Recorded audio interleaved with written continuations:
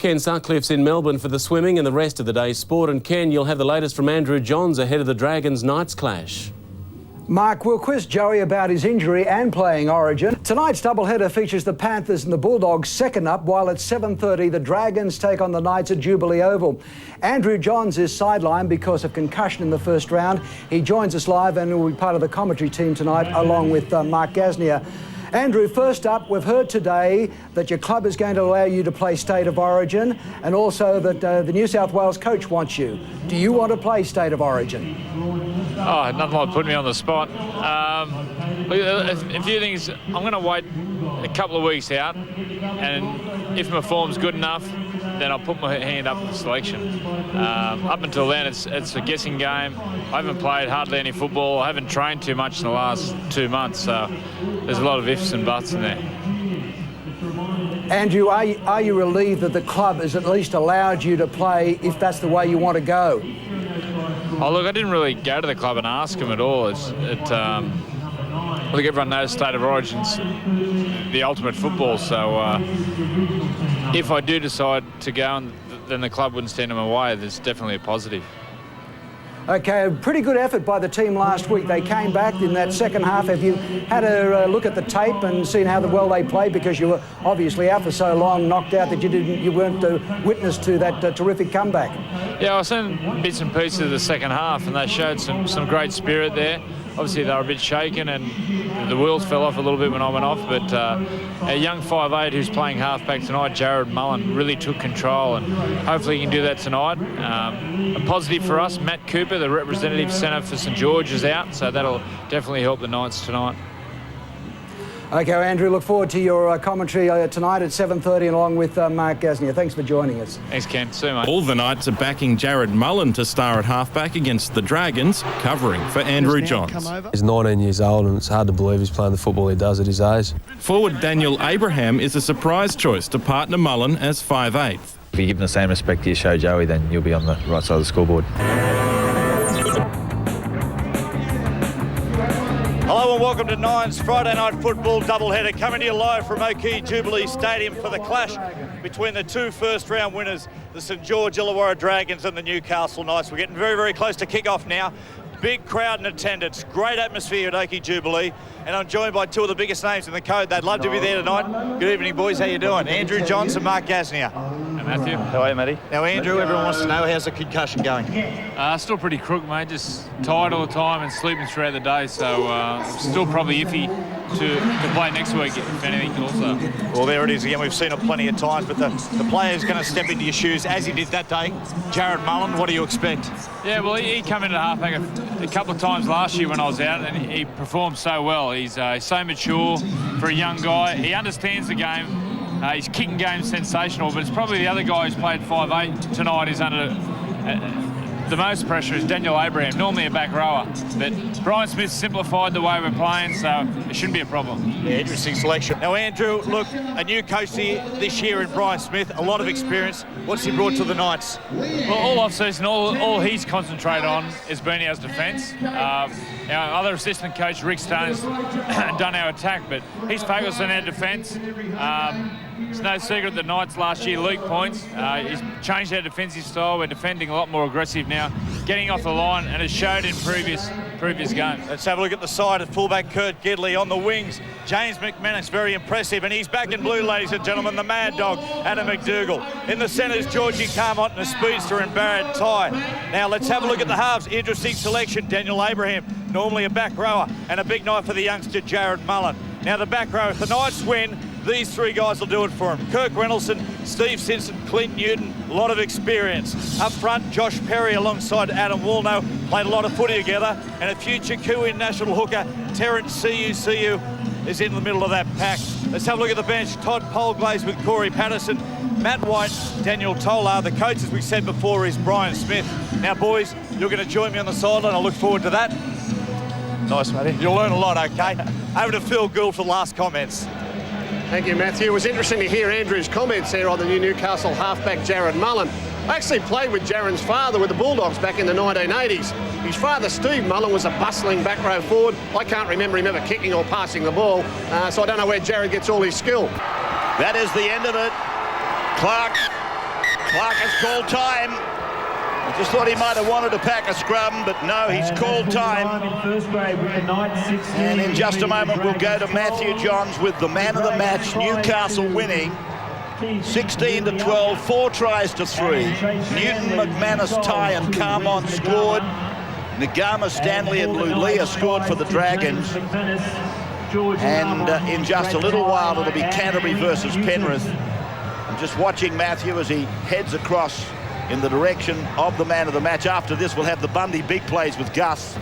We'd very much like to thank tonight. And Matthew is ready for us now out in the centre of Cogra. Yes, Matthew. I'm just walking past some of the boys here, some tired forwards. Kirk Gidley, congratulations, the $1,000 Bundaberg man of the match.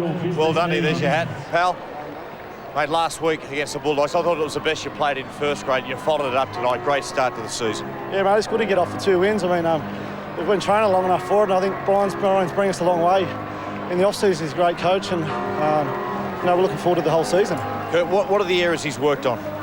Defence, probably mainly. I mean, everyone sort of works on attack, but these days it's getting harder and harder to try and break the defence. And I think tonight was pretty reasonable after last week's 24 at half-time. I think we with a short turnaround, we come well. Great start to the season. Kirk Gidley, $1,000 Bundaberg run. Spent it well, pal. Yeah, thank you, Kurt Gidley. Congratulations to you and Newcastle, who said they can't win without Danny and Joey. Gus, the Bundy big plays, my friend. We've got 2 Bundy big plays for you at the back end of the game. After numerous invitations from the Dragons, the Knights finally came forward. And it was Daniel Abraham who put a beautifully timed pass on to Brad Ty. That was the levelling score, and only a couple of minutes later, watch the work here of Gidley and then Mullen, who fades to the outside, creates the overlap. George Colmont runs it in, and the Knights will run out winners 16 points to 12. They talk about their defence, but you've still got to be able to finish it off at the other end of the field. And finally, the young fella's got them across the line. Good play by the Knights. Thank you, Gus. Thank you for your company tonight. And, of course, don't go away. The second match of our big Friday night doubleheader coming up, Panthers versus Dogs. I'll be with you in Melbourne on Sunday for the start of the swimming. Coming up, though, straight after this short news break, Dogs versus Panthers. Between 5 and 12, the clinics will be held.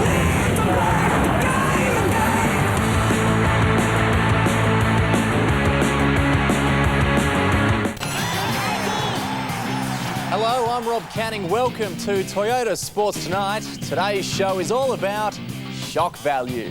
Here we go! The shock results. Oh, the Panthers! The shock Saints. You know, we're going through a bit of a crisis with injury at the moment, I guess. Newcastle returned to their heartland, battered but undefeated after their arm wrestle with the Dragons. The Knights finding their feet at the death, turning a 4-point deficit into a 4-point win. Their first victory in 13 games without Andrew Johns and Danny Buderus. You can't have great players like that in your team and then not have them and expect everyone else to function as smoothly. But you can't expect them to have a lash. You can't expect them to really have a go.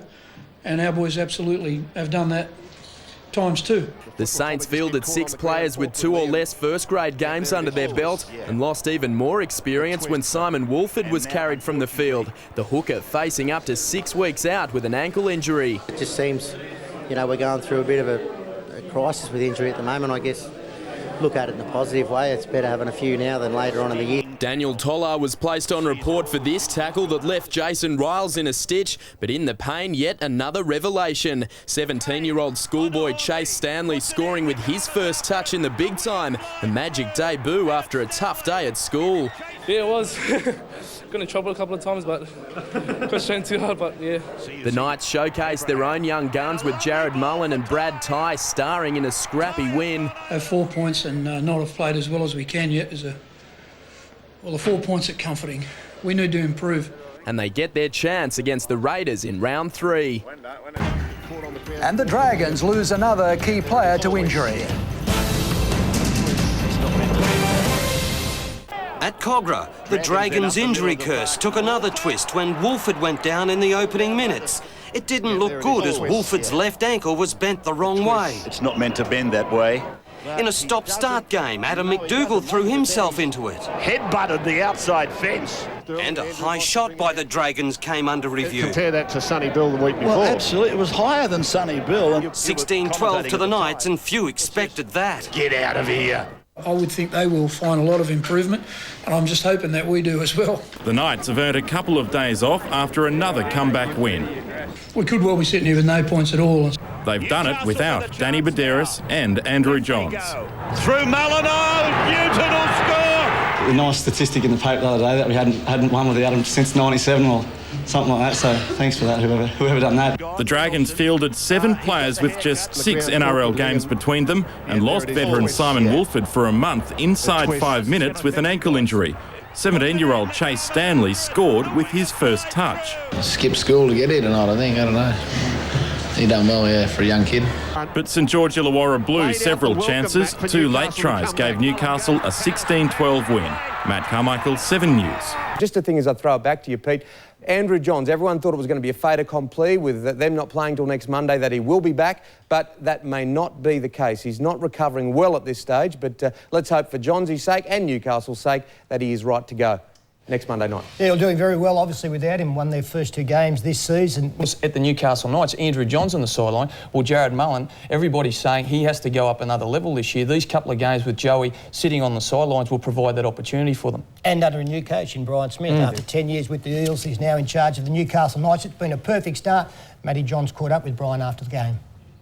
It is a great night. I felt really privileged coming back here tonight to Cogra. I had some great times here. I played a little bit of footy here 100 years ago, and I had 5 really enjoyable years coaching here. I coached the Illawarra Club for 4 years as well, so it was brilliant, you know, just feel coming into the place, and I'm obviously very proud to be the coach of Newcastle now. And Brian, I believe you got a very special message for some good friends. Yeah, there's a guy who used to play here at St George years ago, Russell Alcorn, who comes from up near where I come from in Casino. He was from Kyogle, and Russell's young fella Tyson's doing it a bit tough. He had a motorbike accident, I believe, and I just wanted to let him know that we're all thinking of him, and I know the people at St George will wish all the Alcorn family all the best, but keep fighting there, Tyson. Yeah, we send our best as well. And Brian Smith, look, the one thing you can be certain of if you're a Novocastrian fan is that they are going to be very well prepared for every match. I think the best thing Newcastle did was appoint Brian, because he's going to plan for life after Joey. And all the players around him are going to be, they're going to know what's going on instead of Joey coaching the team to a certain extent. And look beneath that NRL level. You know, he'll bring a whole heap of structure that's going to bring the juniors, tap into that extensive junior network that the Newcastle Knights have got. And they're blessed like us, like the Illawarra. They have so many talented juniors coming through. Yeah, good start for the Knights, and they have got some good young talent coming through. Newcastle's Andrew Johns back in the swim, but Queensland want him knocked out of Origin consideration if he won't play Test footy. You can't just pick and choose what you're going to do. Now, there's no great drama with that, because if his form's not good enough, he won't get picked for the Test match. But you can't just say, oh, I'll wait and see how I am for Origin, not worry about the Test. In today's rep season launch, Darren Lockyer said Johns would be setting a precedent by playing just Origin footy. At today's launch of the representative season, the issue of Andrew Johns playing again was raised. Johns quit the rep scene in 2005, but wants to run around for the Blues again this year. There's also a test against the Kiwis in less than a month, but Johns isn't interested in that. The Queenslanders say he can't pick and choose. If he makes himself available for State of Origin and not Australia, then you set a precedent then, which could be dangerous. Time for sport now with Matthew White again, and a plea for Joey Johns to return to the Kangaroos. Yeah, well, he's saying he might play State of Origin. Now the Queenslanders say he can't pick and choose when it comes to rep footy. Australian captain Darren Lockyer has challenged Andrew Johns to make himself available for the Test team if he intends to play State of Origin. Lockyer has been backed up by his Queensland coach Mal Meninga. They believe it should be all or nothing when it comes to rep footy. All smiles for the launch of the representative season, but dig a bit and the Queenslanders are prepared to bite. They're not happy that Andrew Johns may make another representative comeback, but only for the Blues. If he makes himself available for State of Origin and not Australia, then you set a precedent then, which could be dangerous. He's not going to come back unless he's fighting fit, and the Knights probably haven't lost a game and he hasn't got a bruise. Willie Mason's strike call has borne fruit, with disgruntled players invited to an NRL forum explaining the game's finances. Meanwhile, Australian coach Ricky Stuart says he has no problem with Andrew Johns being picked for Origin, even if he is unavailable to play for Australia. Andrew Johns would like one final dip in the Origin pool, but won't make himself available until after the Anzac Test. He's been accused of picking and choosing, but Australian coach Ricky Stuart told National 9 News Johns has done enough for his country. Because I've got to look to the future as well, and it's out of my control in regards to what happens there, but not disappointed because I feel as though he's left the Test or the international arena in a way he deserved to have left it. And the Canberra Raiders take on the Newcastle Knights. Brian Smith has named this 17. The big news there, he is back. Andrew Johns returns to footy, has been named but still needs a final medical clearance. Riley Brown moves to 9 with tough teen Terence Siu relegated to the bench. Daniel Abraham is into lock in place of Kirk Reynoldson, who's being rested, as is Todd Polglaze. The great news is Johns is back, we hope. See, I think I'd give Andrew another week. It's against the Canberra Raiders. Look, they've won their first 2 games without him and Bedsy. I think he's back in round 4. Yep. I think I'd give him another week off and see if they can get that away win the Newcastle Knights. But if he makes his return, it shows he's hungry still to play footy. So much has been said about the Knights' success rate without Andrew and without Denny. And I feel good for the players of the group. They're sick of the questions. They're sick of the insults. They've recorded 2 real good wins. Yeah, and Gidley's stepped up to the plate, hasn't he? He's been a great player for them in the first 2 weeks. And again, another one playing in multiple positions, playing at fullback, gets up into hooker, runs from dummy half, supports well. They're a good side. He's done a good job. Nice depth in the Newcastle outfit when you look at their Premier League. Milton Thaiday, Luke DeVico, Regan Tanner, Paul Fronze and Mitchell Sargent still to come back from an ankle infection. Yeah, well, they're looking pretty healthy at the moment. I know this is round 3 coming up this weekend, but pretty healthy except for Andrew Johns, their captain. Right, and speaking of the Raiders, they take on the Knights on Monday Night Footy at 7 p.m. down there, and you're right, the Raiders were much improved. Absolutely. But the Knights also lifted the other night as well. Mate, much improved. After their first game, the way they turned out last week and performed, it's a credit to them. But look, Joey Johns is coming back. It's always a tough hunting ground for us. I think Kirk. It's going to be tough. I think Kirk Gidley has been he's been a hero terrific, for them. Kurt, He's been outstanding. He tore us apart.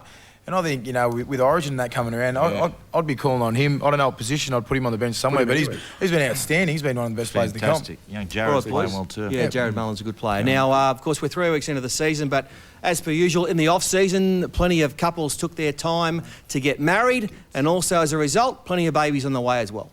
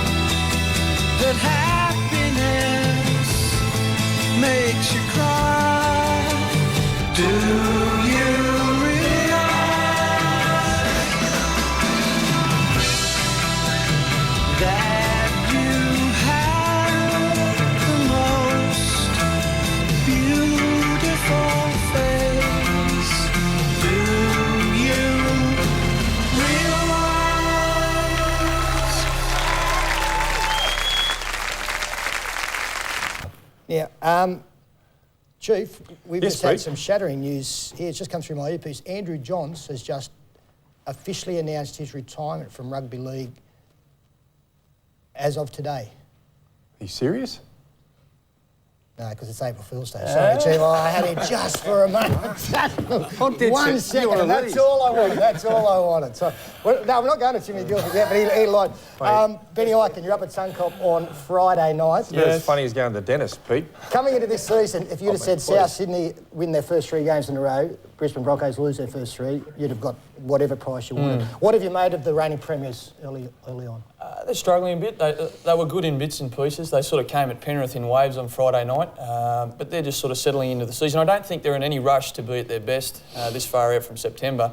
But the strength of the Broncos is their squad. They've got some wonderful players, and once it all starts to click for them, believe you me, they're going to be hard to beat. Okay, look, Andrew Johns is not retired, and the chief.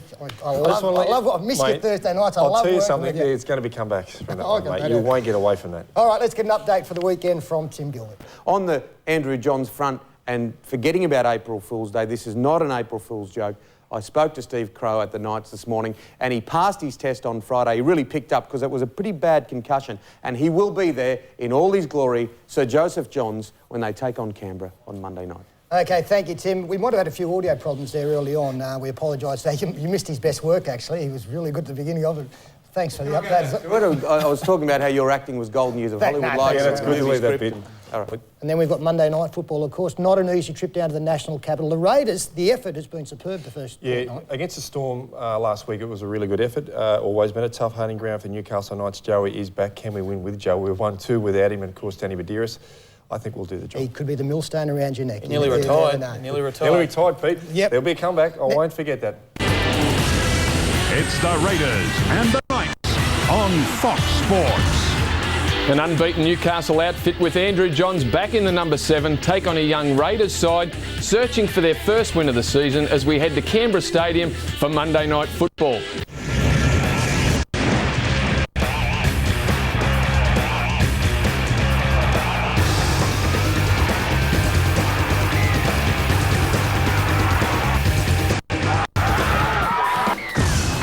Welcome back to the pre-game show. The Knights looking to make it 3-0 when they take on the Raiders in Canberra tonight. Now, when we come back, it's time to put the focus on tonight's game between the Raiders and the Knights.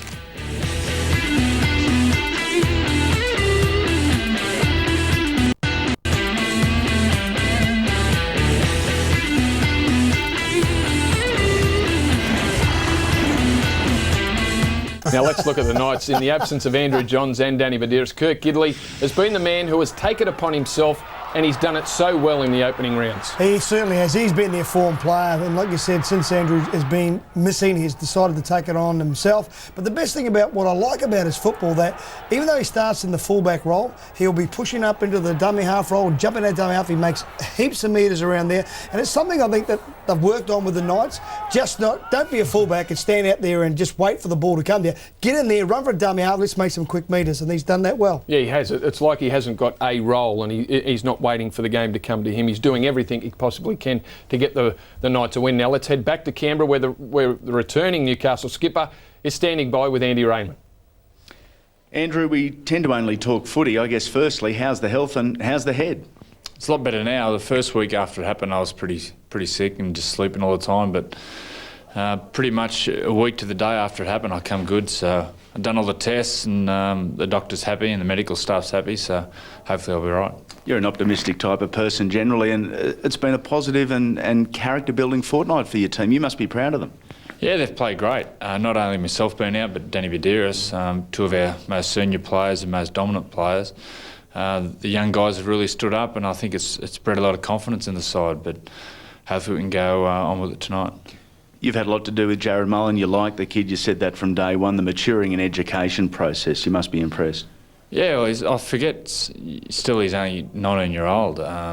Young guys seem to be thrown in so early these days, and being a halfback or 5'8", you're under so much pressure, but he handles it so well, and I think in a few years' time he's going to be a really, really well-rounded player, but look forward to combining with him tonight. It was happy days last time you played here, 102 points, even though I read you weren't overly happy with your own personal performance. Has that been mentioned at all during the week, or do we as the media and the public read too much into that type of thing?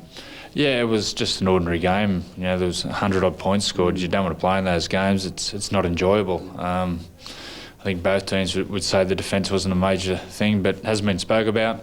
Different game this year. Now, you'd think that the Knights would have to be off their game for the Raiders to get a win tonight. Gordy, how do you see it going? Yeah, well, I was impressed. Obviously, they don't normally win games without Andrew Johns, but they have Andrew Johns and Danny Buderus out of their side and perform. I think their coach, Brian Smith, has turned them around. He's got the average player playing a lot better. But the Raiders, they fight over a bone. Like, this is a side that's well coached. They come, and the scoreline flattered Melbourne last week.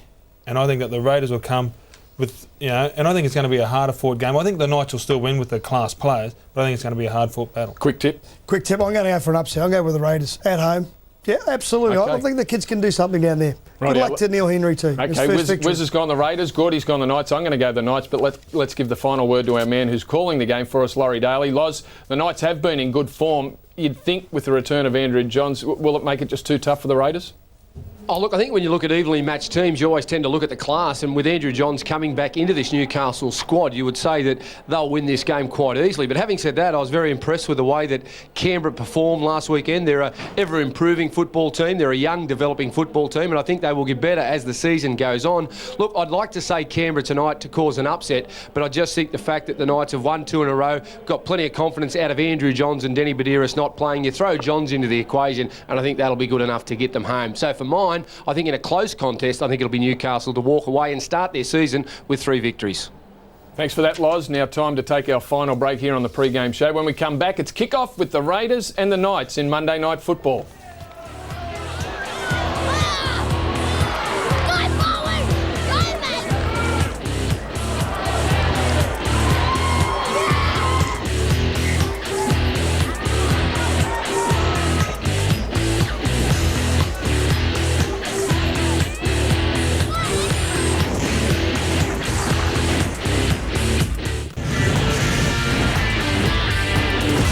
Welcome back to the post-game show. Let's head straight down to Canberra. Brian Smith in the press conference. 3 or 4 days of that were not good. We didn't practice with intensity, and we probably carried that into the game tonight. Some coaches say that you can feel it leading into a game. Did you feel that you were in trouble prior to arriving here? It's a bit hard for me at the moment. I don't know these guys well enough to know what it is that they need to get themselves ready to play. But I certainly learned something tonight. I'm not sure if that's a trend or not, but we'll find out. It's not one I'm looking forward to finding out about if it is a trend. Adam, you were out there. Frustrating, is that the word to describe it? Oh, I think a lot of credit's got to go to Canberra. They out-enthused us and won the little areas, so can't take anything away from their effort tonight. I thought it was a tremendous effort, and they well and truly deserve the victory. Communication out there, was as much talk as you're used to, or as much talk as the team's used to? Oh, look, there's no doubt we're a little bit flat. We can't really put a finger on as to why, but in the modern game, if you don't come with enthusiasm like they did tonight, you're obviously going to get subjected to a scoreline like we did tonight. So it's disappointing, but in saying that, we've had 2 great victories to start the season, and maybe this is a shot in the arm that we need to lift our intensity. Brian, you obviously know a lot about young players kicking around the game, guys like Zillman and Carney and those sort of fellas. You would have known what they were capable of, even if your average fan out there wasn't. Yeah, well, they're very average if they're a fan and they don't know about those boys, because they're very good players. And, I just shook hands with Neil outside. I'm sorry it was me that had to give him his first win, but I can remember my first win a long time ago, and I'm really pleased for him. He's a mighty fine coach, Neil, and he deserves this, and the team does. Last weekend I thought it took a Melbourne Storm team to really lift to beat them, because they were ready to play and matched them in a lot of areas, and they got over that disappointment of a loss and came back and did it again. So, I'm with Dukes. I think to dwell on us is I'll do some dwelling tomorrow and the day after, but right now I think the Canberra Raiders deserve plenty of credit. As you dwell, what will you take out of it in a positive note? Oh, I'll probably have to search a bit for that. I think we did have some passages of good play, and again I thought James McManus and Corey were pretty good. Corey Patterson were good for us. We had some moments. I thought Dukes probably had his best game. That's because he's here beside me. But Dukes has shown a bit of form and getting himself with some games under his belt now. I thought he looked strong. So, there's plenty of positives out of our season so far, but we just didn't have enough of those things tonight to really mount enough pressure. Normally it's coach captain at the presser. Is Andrew injured, disappointed, had enough of pressers? No, you missed the news, mate. We have a leadership group at our place, but to be fair, I brought Dukes tonight because I thought he was our standout player from my point of view, and he's man enough to come do it under a bit of pressure. Interchange bench was always difficult from a coaching perspective. You had a fullback on the bench. You lost Luke DeVico halfway through that second half. How much did it affect you? No, I don't think so. I don't think there was anything interchange-wise, that really killed us tonight. We didn't get as much out of it that as we have in the past couple of weeks. But to be fair, I think you could smell and feel what ultimately happened within the first 15 or 20 minutes. Canberra were intense and quicker to the punch than we were with almost everything, and when they did lose that for a little while, when we got back on top, they soon got it back again. So that's the sign of a good team. Ryan, was it effectively Andrew's first game of the year, pre-season competition? How do you think he went under the circumstances? Yeah, it wasn't his best game, but I'm here talking to rapping Dukes, but I don't think tonight was Dukes' best game ever either. I think we all had it on the back foot. No one's going to have their best game. We had the disease right across the board tonight. Andrew will play better than that next week, and I'm sure he'll have plenty of good ones in the next few weeks. There's been a lot of speculation about Origin with him. He's bought into it a little bit. Is he better off just concentrating on Newcastle for the time being, or what? That's not a decision for me. Injuries, Brian. Luke DeVico, rib cartilage. Anyone else? Josh Perry's got a bit of a neck problem, and there's one or two others, but nothing too serious that I saw there. Thanks, guys. Knights coach Brian Smith and one of the leadership group there, Adam MacDougall. Now, interesting. Canberra side maintained. Look, no, let's talk about Danny Buderus. Danny Buderus comes back for the Knights next week, which is important because they've got a big one against the Storm up in Newcastle. Big plus for the Newcastle side. I think that, and listening to Brian Smith, it was good that he come out there with Adam MacDougall to face the music. And I know it's very hard when you have a loss like that, Brandy, to come up with some positives out of the game, which they were very poor in. The biggest issue for me is Andrew Johns. Yes, he wasn't at his best, but as Brian Smith did indicate, he'll get better and better as time goes on in this competition. But the loss of DeVico certainly did hurt them, but the return of Danny Buderus next week is a massive boost for them. I thought Terence Sears, who played it right tonight, he got taken off. Kirk Gidley coming, and what had worked for them 2 weeks ago, as Gordon was saying previous, mate, it just didn't fall into place for them. And if you go down there at 50 or 60%, you're going to get beaten by the Canberra side. Yeah, look, their defence maintained the pressure on the Newcastle side. They only completed just over 50% of their sets, and I think that's what beat them in the end. The Roosters stranded at the bottom of the table after Canberra opened their account last night, thrashing Newcastle. The little-known Raiders racking up 48 points, highlighted by a hat-trick to exciting fullback William Zillman. As anything with young blokes, enthusiasm is the key, and when we scored our tries last night, we were buzzing over the moon, and it was just an awesome atmosphere to play with. In his first game back since being knocked out by Sonny Bill Williams, more heavy treatment for Andrew Johns.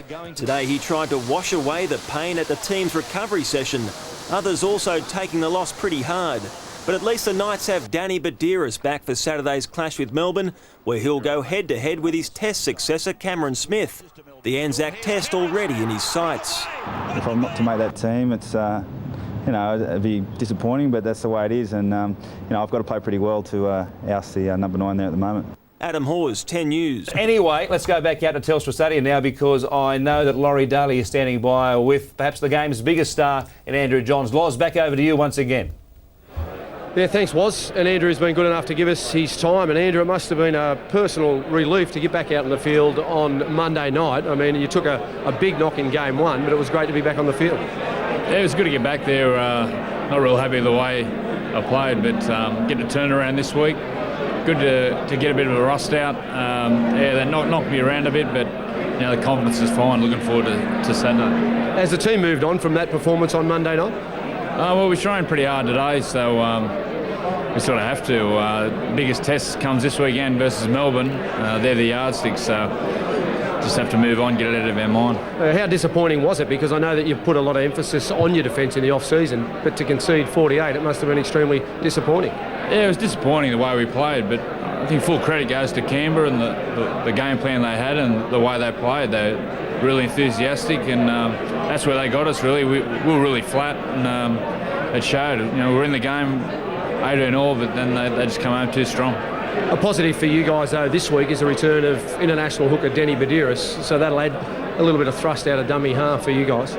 Yeah, look, our young guys who played hooker, Terence Sears, he's been outstanding, but he's not Danny Buderus, and he'll definitely help the team and help my game. So he'll tighten the ruck up, and he organises so well from dummy half, and with him back there, we're a big chance. And you need your best players on the field because you're taking on the Melbourne Storm, regarded as premiership favourites, and they're playing some outstanding football, and they're big name players who have really risen to the occasion over the last couple of weeks, in particular Slater and Greg Inglis.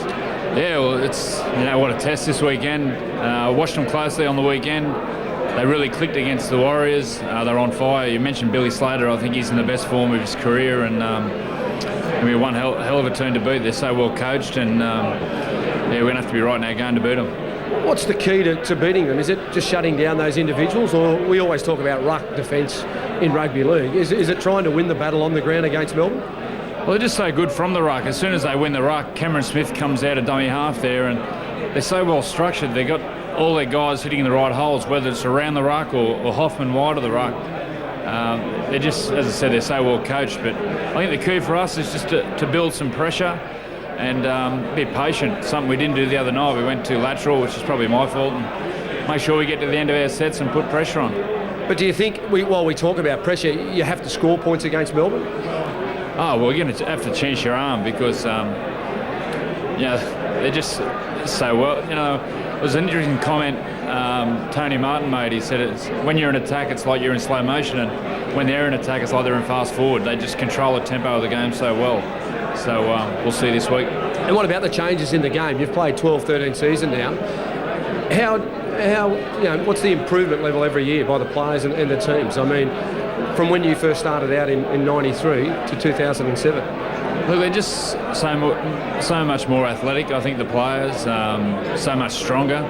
And really, no team now has weaknesses. I suppose back then you could really target players who you get them for speed, or there'd be a poor defender. Nowadays, with the way players train, there's hardly any weaknesses. The game just keeps getting quicker and quicker each year, and it's frightening how fast some games are. Well, thanks very much for joining us, mate. All the best on the weekend. We know it's a tough game against Newcastle, but thanks for giving us your time tonight. Thanks, Loz. See you, mate. There was Andrew Johns. I think they're very confident about their chances taking on the Melbourne Storm on Saturday night. Obviously, it's going to be a very difficult task coming up. This Melbourne team have been playing some outstanding football, and the superstars, the likes of Inglis and Slater, have been on fire. But as long as Newcastle, Joey touched on it, if they can control the ruck, at least that gives themselves the best opportunity to try and get the 2 points. Yeah, we'll see, of course, how they stand. We've got a bit of a gauge, the Newcastle Knights. They might have been a bit of flat, perhaps, going into that Canberra game. They had a long preparation for it. They had a 9 or 10 day break between the game against the Dragons on the Friday night in round 2 to the Monday night in round 3. And I guess that's going to be a real factor in 2007. With 4 days of rugby league now, getting your team to peak on game day is going to get tougher and tougher for coaches. It is, because players have got to get used to that. I mean, if you lose on a Monday night and then you're backing up soon after that, say on the Saturday, it's probably a plus because you can't wait to get on with the game. But it is a difficult mission for players to sort of adapt. 1 minute they're playing like 4 days later. Next week they might be playing potentially 8 days, 9 days later, because if they play on a Saturday, then miss the Monday and play the following Monday. OK, we'll see what happens with the Knights and the Storm up there in Newcastle on the weekend. In his most revealing interview since being banned for drugs, Wendell Sailor has admitted to having a destructive streak which caused his downfall. Sailor has told National 9 News that he'll return to the NRL next season. With at least 4 clubs interested, he'll make a decision in the next 2 weeks. Wendell Sailor's inspiration for a return to the big time is his young family, to show them you can right wrongs. Since his drugs ban a year ago, he has worked hard on himself and learned he has a destructive streak, a problem which stems back to not dealing with the death of his dad, Daniel, 6 years ago. Probably didn't deal with that, and I've always had sport there to just sort of lock it away. And I suppose, sometimes when I'm drunk or, I just have bad days, and the way I deal with it was shut people out or be destructive. Sailor's energy is now purely channelled in one direction, the NRL. I've got unfinished business in sport, whether it's whatever club it is, but I'm going to come back and make a difference on and off the field. Souths and the Warriors have declared their hand, and at least 2 other NRL clubs are believed to be interested, including the Roosters. I wouldn't be surprised if the Bulldogs made a play for Sailor, now that Mark O'Mealy has freed up some money. But they won't have it all their own way. I'd love him to come to Newcastle. The 2 years he had out will extend his career. I've spoken to him. He's still really hungry to play, and can't wait for him to come back. I know as a player, I'd definitely love to have him at my club. His family want him at the Bunnies. Because they've won 3 games in a row so far, and they're going really good. Sailor says he won't just play wing in his comeback. I've got to be open enough to think, if I want to go back and play on the wing, I've got to make sure I maintain my speed, but also be open enough to return to play, a position in the back row or a utility. And Sailor makes a return to league of a different sort tomorrow night as a commentator for the Nine Network. Danny Weidler, National 9 News. And Rob, some breaking news in Newcastle. Captain Andrew Johns is out of their clash tomorrow against the Melbourne Storm. He had a collision with 2 teammates at training and has injured his neck. At this stage, the club's not telling us exactly how serious it is. Ken Sutcliffe's at Telstra Stadium for tonight's big league clash. And Ken, you have some breaking news on an injury to Andrew Johns. What's the latest? Yes, Mark, what we do know, it is not the injury that he suffered 4 years ago with that bad neck injury which threatened his career. It is a new injury, and he joins us right now. Andrew's on the other side of town. Andrew, thanks for joining us tonight. What is the injury this time? Yeah, it's not like the injury of 4 years ago. I jarred it up last week versus the Raiders, and then last night at training in Newcastle, I had a bad collision with a couple of guys, and I come down today and saw the Professor Yo, who pulled me out of tomorrow's game, and I'll probably miss a couple of weeks, but I'll know more Tuesday. I have scans then, and then I'll get the results there. At this stage, is it a career-threatening injury? I mean, the neck injury 4 years ago looked like it was. Is this the same sort of thing? I think that's a bit premature, and obviously there's going to be some hysteria over this, but wait till I get the scans back. I'll know more then, but I'm confident I'll be back on the field. When it happened, what was your first thought? You thought, oh no, not the same old injury again. I mean, what was your initial reaction to it? Well, I heard it against Canberra late in the game, and I knew I'd be sore after that. Then last night, just a simple collision at training. I got no pins and needles, or I got no pain in my arms like the last time, but I knew that it was just more than a knock. So I come down here and saw Professor Yo, and he wants to be total sure and get a CAT scan. So he's pulled me out, which is disappointing. I was desperate to play tomorrow night, but I'm in good hands with the doctor. Okay, Andrew, thanks very much. Best of luck, and I hope you get good news as the days and weeks unfold. And Mark, I'll be back a little later on with the rest of the day in sport. All right, Ken, we'll talk to you then. Thank you. Now, there's also some big news out of Newcastle late today. Andrew Johns injured his neck at training last night and is out of Newcastle's match with Melbourne. He had a cortisone injection, but it isn't right. So, Whitey, a big blow there for Andrew Johns and the Knights. Certainly is. Okay, thank you, Matt Carmichael out at Telstra Stadium. Before we go there, some news tonight that Andrew Johns, the Newcastle captain, former Australian captain, injured his neck at training. What do you know about it, Matty? Gus, look, all I know is that he's had tests. It could be a serious one. It's a neck, Gus. You don't want to play around with those. It's not a wrist, it's not a hamstring, it's a neck. As a fan, I want him to play for another 5-10 years. As a brother, mate, I don't know if he's got anything left to prove, Gus. I got the feeling, talking to you earlier, you think this might be the end.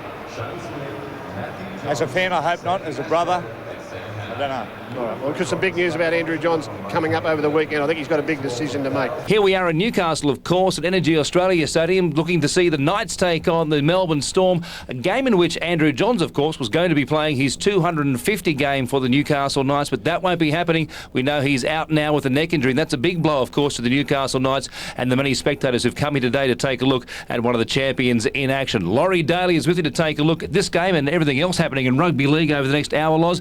And, of course, Andrew Johns, a recurrence of that neck injury on Monday night in Canberra against the Raiders. Then, of course, it flared up again on Thursday night at training. Yeah, it hasn't been a great start to the 2007 season for Andrew Johns. Of course, he missed the first 2 trials of this season with a hamstring complaint. Then he was knocked out in the first 4 minutes against the Bulldogs up here at Energy Australia Stadium. He missed the following game against the Dragons. Then he made a return against Canberra Monday night. As you said, took a knock. And then on Thursday night at training, he took a knock with Woolnough and Demian Abraham.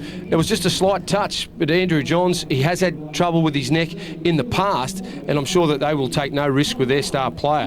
It didn't look good, but they are saying that it's not as serious as what they first thought, but we won't know more until Tuesday, until they have those scans. But they're taking no risk with him at the moment. It, of course, would be a disaster for Newcastle as far as this game against Melbourne is concerned, but that was in the past. Now they have Jared Mullen to call on, and we know exactly what he can do at halfback. Well, I think Brian Smith, one of the first things he wanted to do when he came to the Newcastle Knights was turn around their poor form when Andrew Johns wasn't in the football team. Now, this season already, you noticed a change in the style of play. Even when Andrew Johns has played, they've taken a lot of options away from him, and Jared Mullen has started to get his hands on the football a lot more than what he would have done in the past when Andrew Johns was in the football team. So they've started to alleviate that problem. They have won 4 out of their 5 games when Andrew Johns hasn't won this year, including those first 2 trials, but it's going to be a difficult proposition today taking on this Melbourne Storm outfit, who have been very professional in all their performances and certainly pegged it up a cog or 2 last week when they took on the Warriors. That they did, of course. No Andrew Johns tonight, but the Knights do get Danny Buderus back, and we'll see how he fares in his first game back from a suspension in 2007. We will take a break and come back to look at last night's games right here on Super Saturday.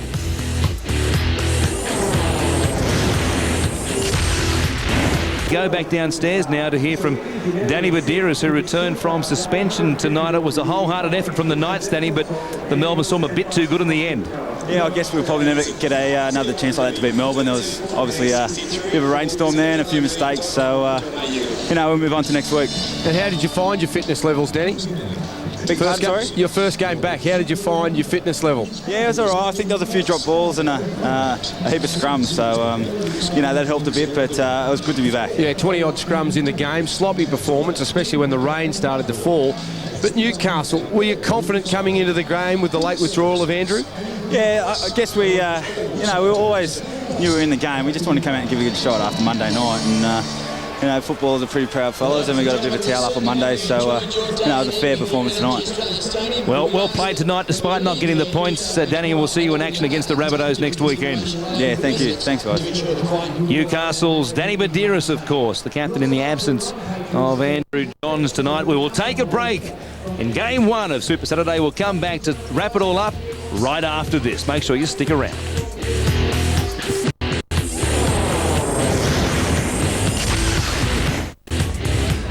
At full time, the Melbourne Storm have beaten the Newcastle Knights 22 points to 12 here on a mixed night as far as the weather was concerned. It was pouring rain at time, but it wouldn't spoil the party for the Melbourne Storm. They've improved their record to 4 wins and 0 losses. If you're a Melbourne Storm, or rather a Newcastle Knights player or supporter, you might be too happy with that scoreline. Andrew Johns certainly wasn't watching on from the sidelines, missing his 250th game tonight. 22-12 at full time. Possession certainly evened up in that second half, Laurie. Well, that was the key for the Melbourne Storm. They continually turned over possession, but on the back of that, Newcastle just kept inviting the Storm back into the contest with more drop ball. I'm sure both coaches would have been disappointed, but Craig Bellamy will walk away with the 2 points, a happy man. Just what is the future of Andrew Johns? Is this the end for Joey? Still on rugby league, and the playing future of Andrew Johns hangs in the balance. The Knights skipper suffered a neck injury at training during the week, ruling him out of tonight's clash against Melbourne and sparking speculation his career could be over. The 32-year-old will undergo MRI scans on Tuesday to determine the full extent of the damage. Ken with Sport is next, and can the Knights get on with footy without Andrew Johns? Yes, that neck injury putting his career on hold. We'll have the latest from Newcastle next. In round 4 NRL action with no Andrew Johns, Newcastle is putting up a big fight against competition favourites Melbourne. Approaching half-time, both teams have scored twice. The scores are level at 12 all. They rugged up, some more than others in Newcastle, and without Johns, the chill factor soon hit the locals. It goes to Quinn, the former Knight, a lovely pass. The Knights' response was to attack Slater. And after that mistake, Simpson stepped over. Steve Simpson, a step and a stroll to the line as well. Big injury news though, boys. Andrew Johns didn't happen in a game. The latest there is he'll need to see Dr. Yeo this week. Best case scenario would be soft tissue damage 1 to 2 weeks, and we saw Joey this morning in the paper. He wants to continue playing. No talk of retirement from him. Yeah, he sounds very adamant that he will not be lost to the game. But the one thing I can speak with a little bit of experience is that with this kind of decision, it's not just about getting back on the football field.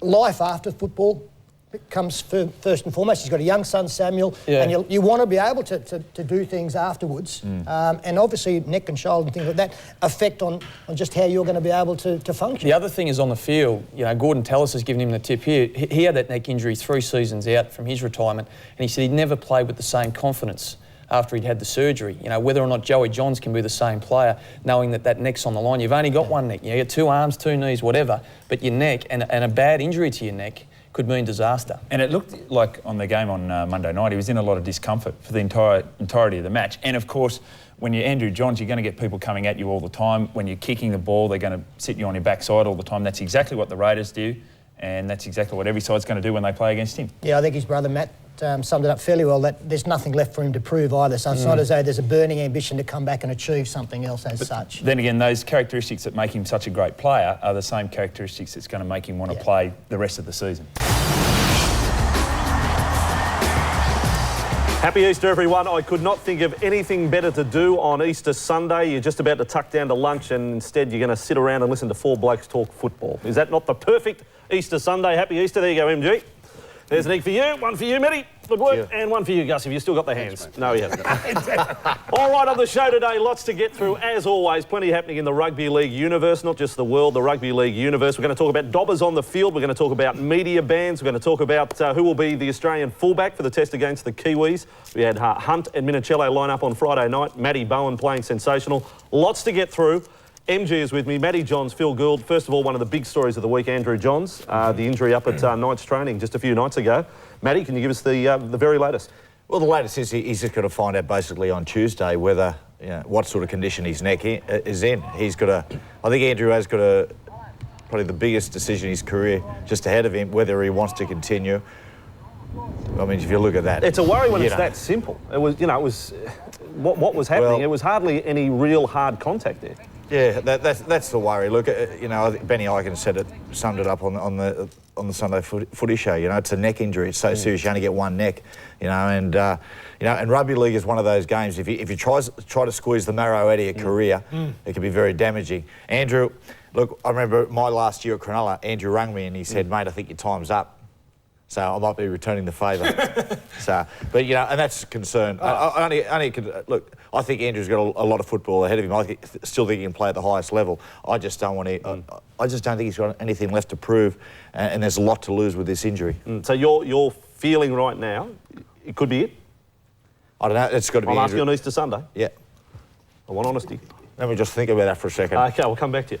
The Storm continued their perfect start to the season, downing Newcastle in an ugly arm wrestle, a second straight Knights defeat that actually left Brian Smith impressed.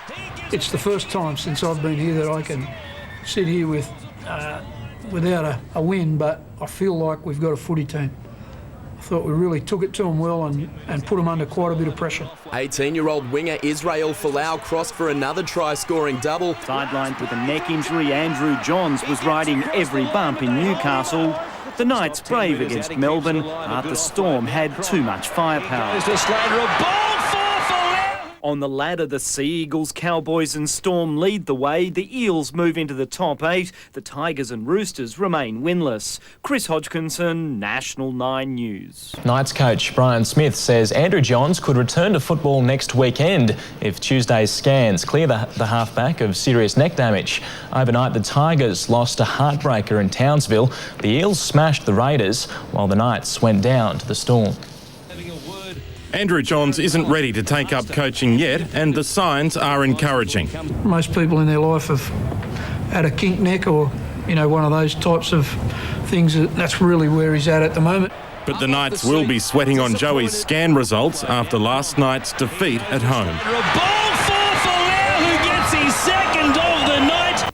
The parents of Andrew Johns have told National 9 News that their son should retire from the NRL if scans tomorrow indicate there is anything wrong with his neck. Meanwhile, the Knights are sweating on scans tomorrow, which will determine Andrew Johns' future after this training mishap. Adam Woolnough says he's been feeling guilty about his role in the injury. I got a few text messages on my phone and saying you've ended Joey's career, and I was a little bit rattled. I spoke to Andrew's father, Gary, this morning, and he said the family line on Andrew's injury is simple. If there's even the slightest risk of his long-term health being affected, he should quit the game tomorrow. Good night, Joey. Rugby league great Andrew Johns declares full time on his career.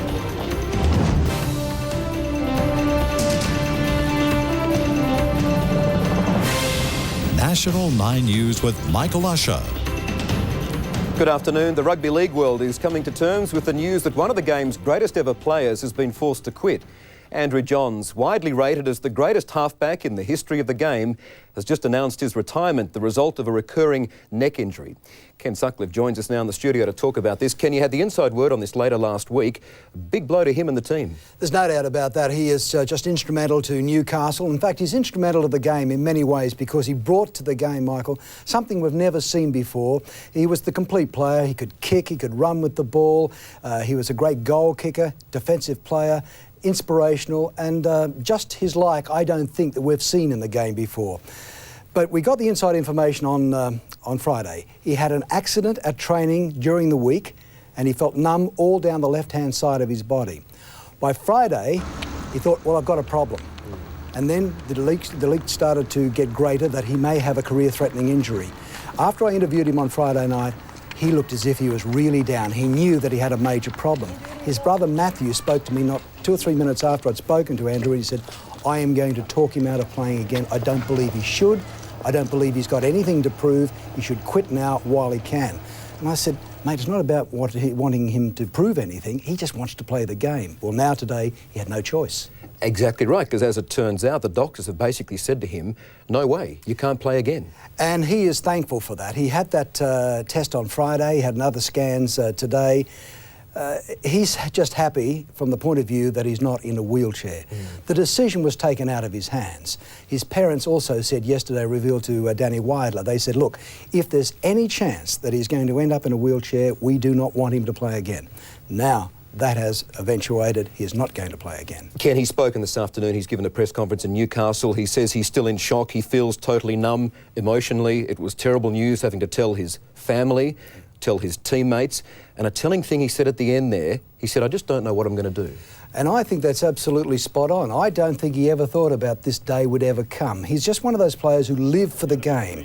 He was an inspirational leader. He was a king in a one-team town. Everything he did was under the microscope. That wonderful comeback in 2005, State of Origin, where he steered New South Wales to that series victory, will live as one of the greatest moments in rugby league. This is going to be really difficult for him, whereas Matthew, he went on and did other things. I think Andrew just basically lives for the game. All right. Ken Sutcliffe, your insight, thank you. Big news in rugby league. Thank you. No doubt about that. Okay. Tonight, career over. Injury forces one of rugby league's greatest players out of the game. Look, I knew as soon as I hurt the neck at training, I knew there was a big chance it was going to be the end. But first this evening, breaking news with the career of one of rugby league's greatest players over.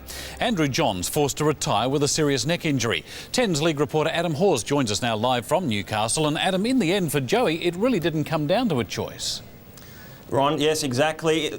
Andrew Johns in his press conference said he's in shock. I think we all are as well. As you say, he really didn't have a choice. He had scans first thing this morning. They showed, as expected, a facet joint injury. But what wasn't known was also a facet joint injury, also a disc injury, I should say. That hadn't been causing any symptoms. But Johns was told if he did play on, he risked serious spinal damage. Obviously, that was a risk he wasn't prepared to take. Look, I knew as soon as I hurt my neck at training, I knew there was a big chance it was going to be the end. The pain I got down my leg, I knew straight away there was something serious. On scanning today, the scanning does confirm a facet joint, but it also shows a disc injury, which is not causing any symptoms at all at the moment, but is nonetheless quite serious and potentially a cause of a serious neck injury. Talking to Neil today and the professor, I realised how lucky I am that I haven't had a serious neck injury or a serious accident and been in a wheelchair. Adam, as was evidence in that news conference, a very emotional day for Joey Johns. How did he break the news to his teammates? He had lunch with his manager first and then he went to team training at Newcastle. He took the boys aside and he just told them flat out he was retiring. It was a really quiet scene. He was with his partner, Kath Mahoney. John said there wasn't a lot of words said actually from his teammates. They were all in a fair bit of shock, as is everyone else. There was handshakes, a few hugs. From there, he came back to Knights headquarters and had a press conference. Chief Executive Ken Conway for the Knights, he described it as a sad and momentous day for his club. And I think that you could use the same expression for rugby league in general. It's quite incredible we won't see him playing again, Ron. Adam, thank you. Adam Hawes reporting to us from Newcastle. We'll have more from Andrew Johns and a look back at his extraordinary career later in this bulletin. Absolutely. Sport now with Tim Webster, who's back from covering the golf, and a shock for the sport. Andrew Johns' career over. Yeah, given he was confident the injury wasn't so bad, Deb. Yeah, but he couldn't play on. More on Joey's emotional departure from the game shortly, including the dire warning doctors gave him. We'll also reflect on Joey's fabulous career.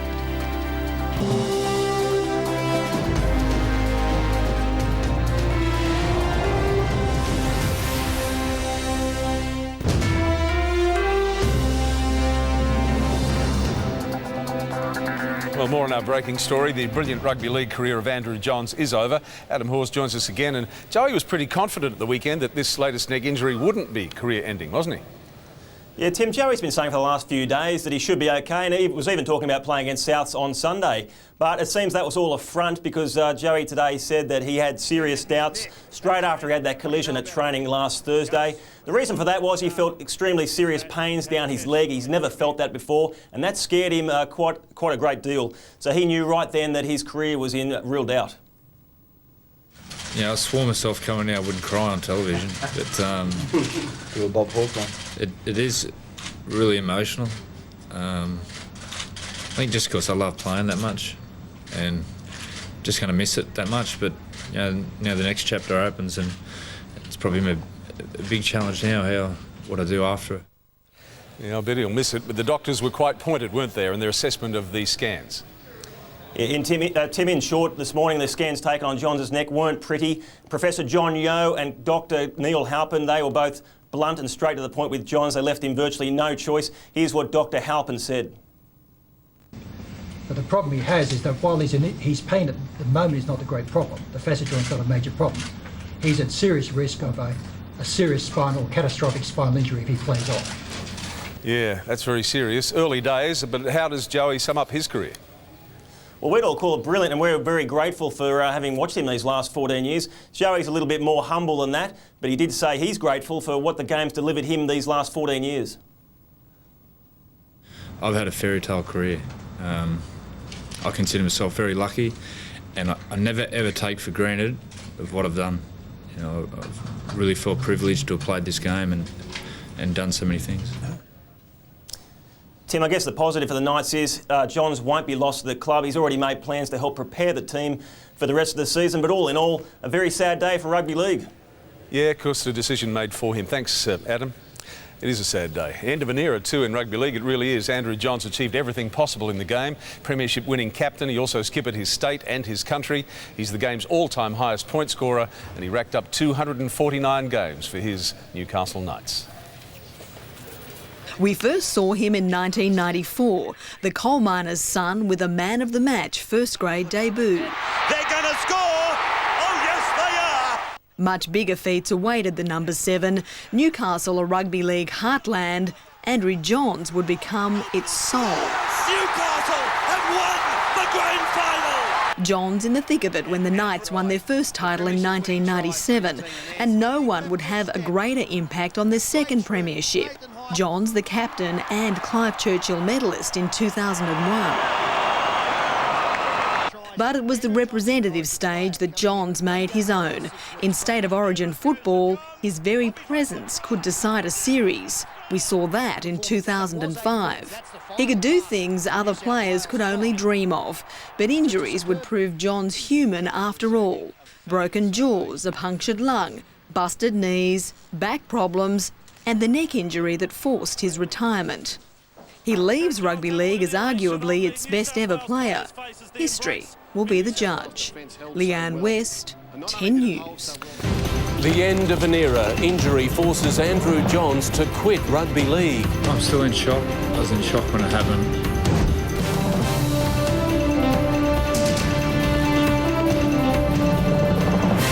National 9 News with Mark Ferguson. Good evening. We feared it may have been coming, but Andrew Johns has still stunned rugby league, retiring from the game he's dominated for so long because of injury. We'll talk to him exclusively live in just a moment. But first, Ken Sutcliffe takes us through today's dramatic events in Newcastle. The pain of leaving the playing field really told on John's face today. I'm still in shock. I was in shock when it happened. Just totally numb. Doctors told him he had no other choice. He risked crippling injury if he played on with a neck injury he suffered at training last week. He's at serious risk of a serious catastrophic spinal injury if he plays on. I realise how lucky I am that I haven't had a serious neck injury or a serious accident and been in a wheelchair. It has been a day of high drama. He was told the bad news by lunchtime. His partner flew back from Sydney to be at his side. Then he had to break the news to his teammates. Yeah, it was really tough. I think they were in a bit of shock too. League has been his life since he and brother Matthew fell in love with the game as small boys and worshipped Peter Sterling. I never ever take for granted what I've done. You know, I really felt privileged to have played this game and done so many things. Johns made his debut for the Knights in 1993. It was easy to spot Joey had the X factor. All up, he played 23 State of Origins, 21 tests and 249 club games for the Knights, winning the premiership during the Super League War in '97 and over Parramatta in 2001 highlights. The biggest thing for me has been the friendships I've made, which will last a lifetime. For the Blues in State of Origin, he was masterful, none more so than when he answered the call in 2005 and made a comeback to dominate in a way few have ever done and steer New South Wales to a series victory. Johns, up his right foot, try! In a one-team town, Johns was king. He hated losing, his private life was public. His injuries, including a career-threatening one in 2004, were the stuff of daily medical bulletins. He won't miss that side of the game, but the game's greatest point scorer will miss controlling the game. You know, it's a shame it's finished like this, but I had to finish sometime. Ken Sutcliffe, National 9 News. We now cross to Danny Weidler, who's with Andrew Johns at his home in Newcastle. Danny.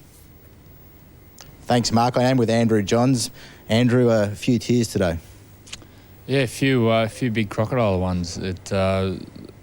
For most of the day I've been in shock, but when I broke the news to the teammates and especially my brother, it sort of all overtook me and the tears come out. Tell us about that conversation with your brother. That was the most emotional part of the day. Yeah, I don't know why. I just rang to tell him that it's all over, and I don't know, I just couldn't get my words out. I was in sort of shock at the time. I just got the news, but it sort of hasn't really sunk in yet. It's probably won't be till I get away for a couple of days that it'll really sink in, but I'm sort of still in shock. Dr. Halpin didn't mess with his words. He said it could have been catastrophic if you played on. Chilling words. Yeah, it really scared me. It's a bulging disc, which I had before, but it's a different disc, and it's a lot more severe than before. And he said I was fairly lucky, so when you get that sort of advice, there's only one thing to do. Andrew, thanks for your time. Mark, there it is, a very sad day in rugby league and a dramatic day. It sure is. Danny and Andrew, thank you. Ken with sport next, and that news on Joey is still a shock. Sure is, Mark. We'll have more after the break. As we reported at the start of the news, the great Andrew Johns has been forced to retire from rugby league because of that serious problem with his neck. Doctors told him he risked crippling injury if he played on. He says he's numb and in shock, and it was painful telling his family and teammates. That's National 9 News for this Tuesday. I'm Mark Ferguson. Good night.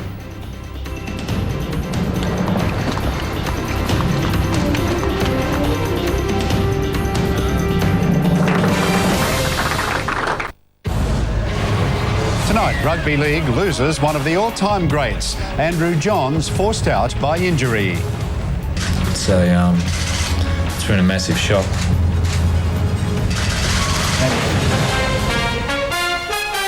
This is 7 News with Ian Ross. Good evening. One of rugby league's best, Andrew Johns, says he's devastated tonight after announcing his forced retirement from the game he loves. Doctors told Joey his latest neck injury is so severe he has no choice but to hang up his boots. He is the player most regarded as the best in the world. But Andrew Johns officially brought it all to an end just after 4 this afternoon. It is really emotional. I think just because I love playing that much and just going to miss it that much. Scans confirmed a training injury last Thursday has ended a golden career. Look, I knew as soon as I hurt my neck at training, I knew there was a big chance it was going to be the end. One more hit and the Knights captain could have wound up in a wheelchair. He's at serious risk of a serious catastrophic spinal injury if he plays on. John swore he wouldn't cry during the news conference, but it was a struggle. It was hard talking to my brother when I was on the phone to him. But I think once I get home I will. And even more difficult telling the team just minutes earlier. I knew in my heart that this year would be my last year. It's just unfortunate that it stopped 5 months before I would have towards the end of the season. 32-year-old Johns is the coal miner's son who became a league prodigy. He has more records to his name than any other player. Newcastle have won the grand final! Newcastle's 2 premiership wins he lists as his career highlights. Not totally disappointed because I've had some great memories and you know, the main thing, he had some great friendships, which is the most treasured thing I've got out of the game. Now, cooking lessons and contemplating what next. I have no doubt he will be as successful in the new career as he has been in the one he's about to depart. The only bright news, guarantees from his medics there'll be no long-term health problems. Thank you. Chris Reason, 7 News. Some Knights supporters are calling today's news the worst for Newcastle since the 1989 earthquake. Seven's Matt Carmichael is there, and Matt, you've spoken to plenty of broken-hearted fans. Yeah, that's right, Ian. This is the result fans and everyone in rugby league really dreaded. Nobody wanted the champion halfback's career to end in such a bad way. Now, Andrew Johns has been hero worshipped in Newcastle for at least a decade, and we spoke to some of the fans today, and this is what they had to say. It's a shame that he's retiring this early, but he's had a few injuries over the years, so it's probably best thing, I think, for him. I'm sure he'd prefer to go out on top, and so would all his fans, but I guess if he can't keep getting injured, can he? I've watched football for about 40 odd years, and I don't think I've seen a better player. Joey's teammates were just as shocked at the news, and Coach Brian Smith spoke for them all, calling Andrew Johns one of the all-time greats who changed the game forever. And it's hard to argue with that, Ian. Certainly is. Thanks, Matt. Matt Carmichael there in Newcastle. And Matthew White will have more reaction to Andrew Johns' retirement later in sport. Time for sport with Matthew White, and what's been the fallout about Joey Johns quitting? Look, everyone's still in a bit of a state of shock, but already it's had an effect on the betting markets. Coming up, we'll have more on the end of one of the game's greatest careers. He's one player who would have excelled at any era that he had played in.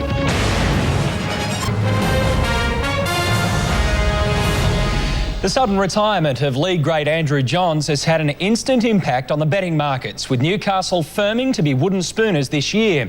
The news that Joey has played his last game has shocked the rugby league world.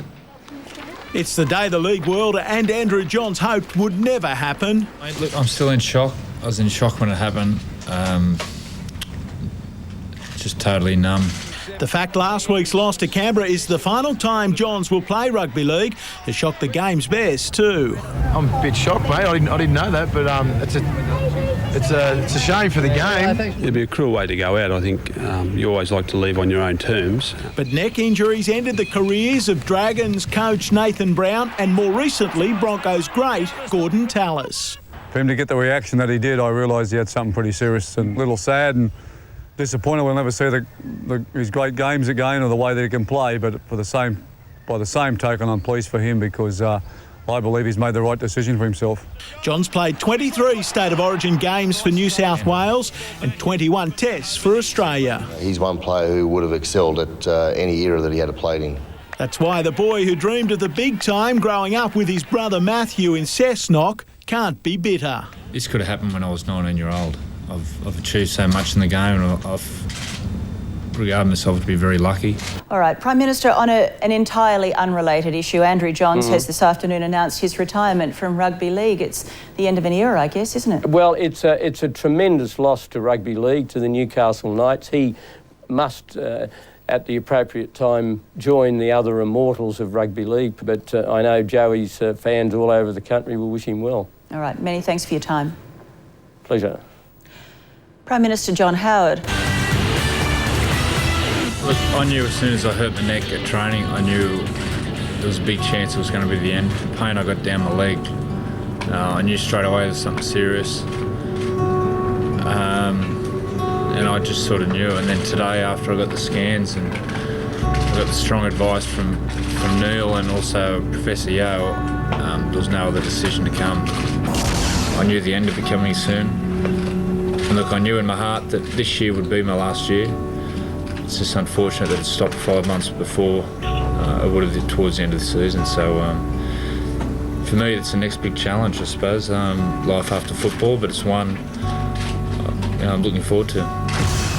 There it is, the career of arguably the greatest player of all time has come to an end.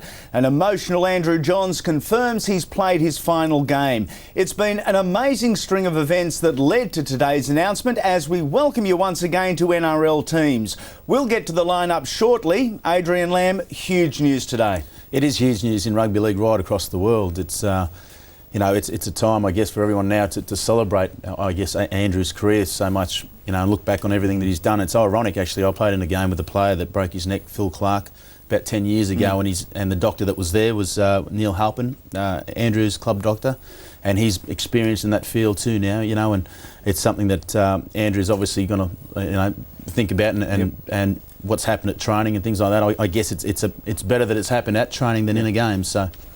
What we do have to remember is that a player's health, regardless of their sport, is the most important issue. Compromising their day-to-day future just not an option, especially so when, like Joey, you've been there and you've done it.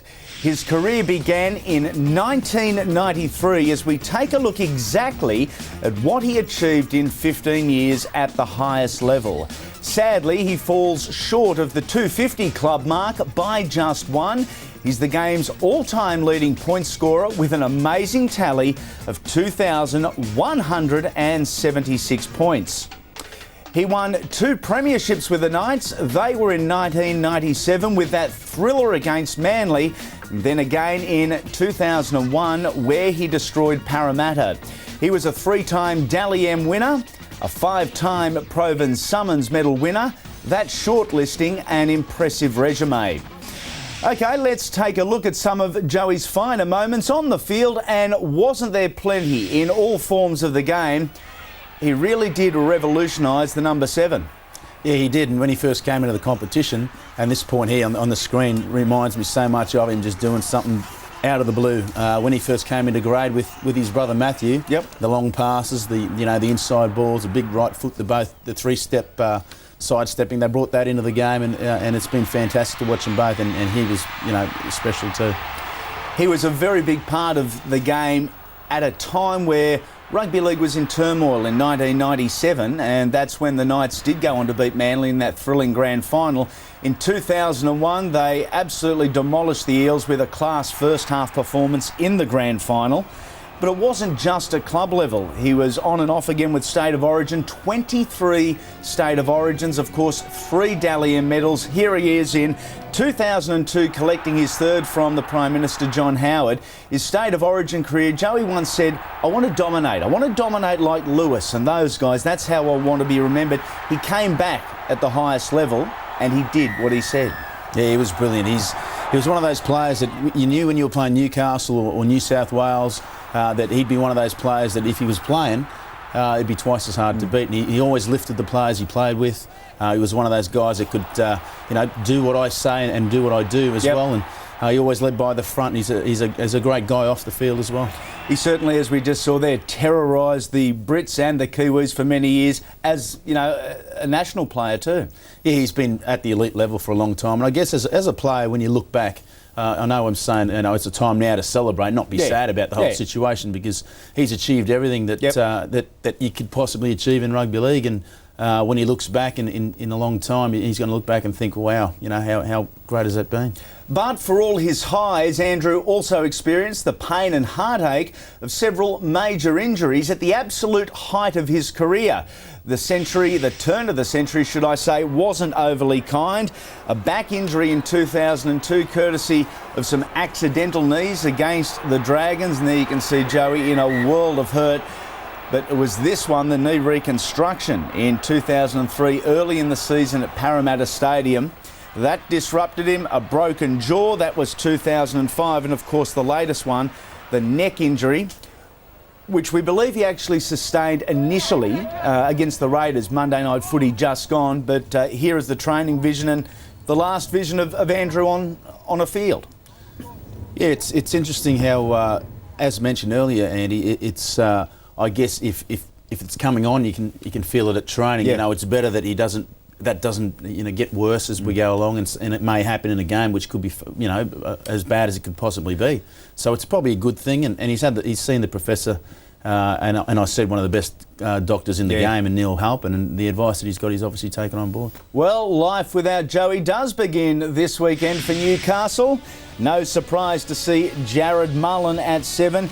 Is it a surprise to see Daniel Abraham at 6, though? Of course, Kirk Gidley, we know, can play there. Milton Friday is at the club. Well, Clint Newton returns to the more familiar role of second row.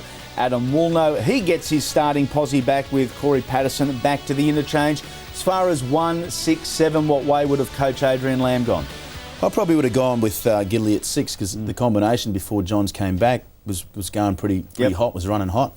No doubt that there's reasons behind that for Coach Smith, but I can see Gidley probably ending up there at some stage during the game.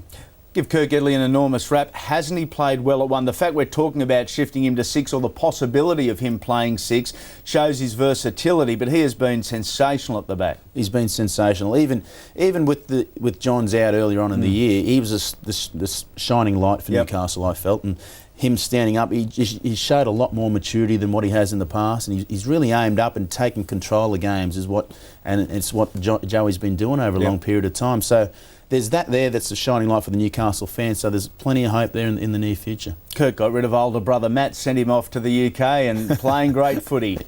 There's plenty more rugby league coming your way on your Sports Leader every Wednesday, live at 7:30pm Eastern. Join us for NRL on Fox. Obviously, the Andrew Johns retirement will dominate discussion this week, but also Cowboys coach Graham Murray and gun fullback Matty Bowen join us. So too does Reece Lightning, Reece Wesser. It's must-see TV. That is NRL on Fox.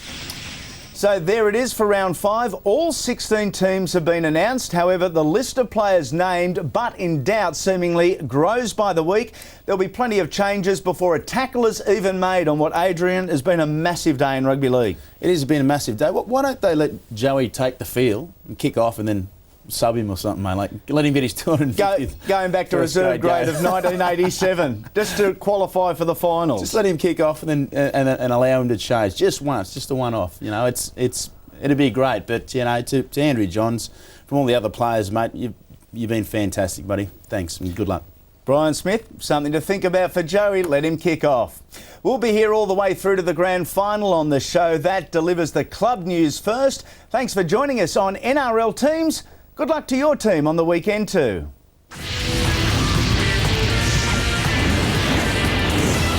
This has been a Fox Sports production. Now, Cam has dashed out of the studio quickly, and Cam, where are you and what are you up to?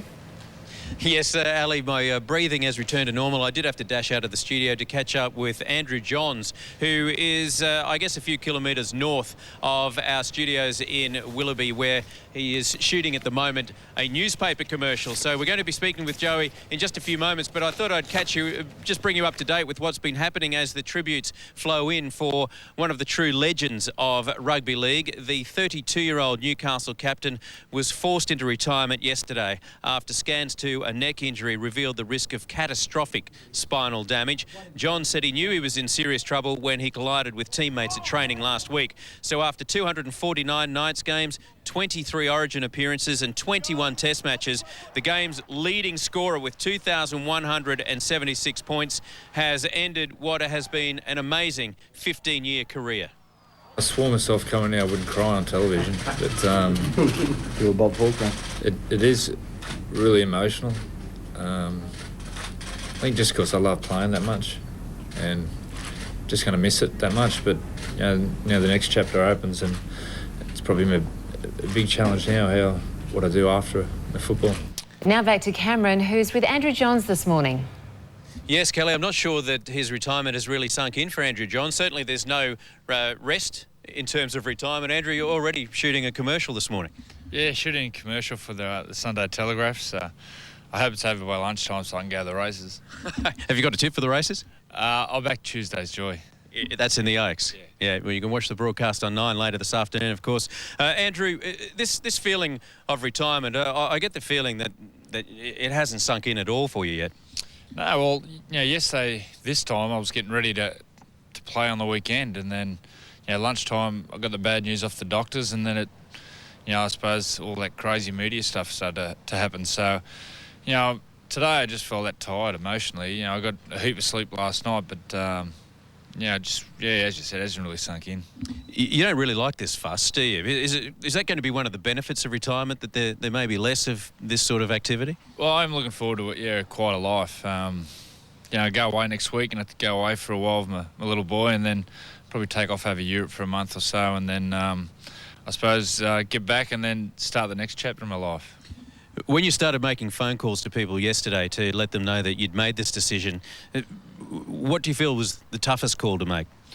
Oh, well, I rang my silly brother and I tried to sort of speak to him, and for some reason I just choked up and started bawling my eyes out, and I actually heard on the radio then he was taking the mickey out of me, so that's something different. So I'm glad he can see the funny side of it, but the other hardest bit was telling all the other players, and in a strange way I felt like I was letting them down, and they all got a bit emotional, and I think for everyone it's been a bit of a shock, but hopefully they can get out this weekend and have a big win. You speak about your brother Matty, who's a regular on the Footy show, of course, and was a very fine player in his own right.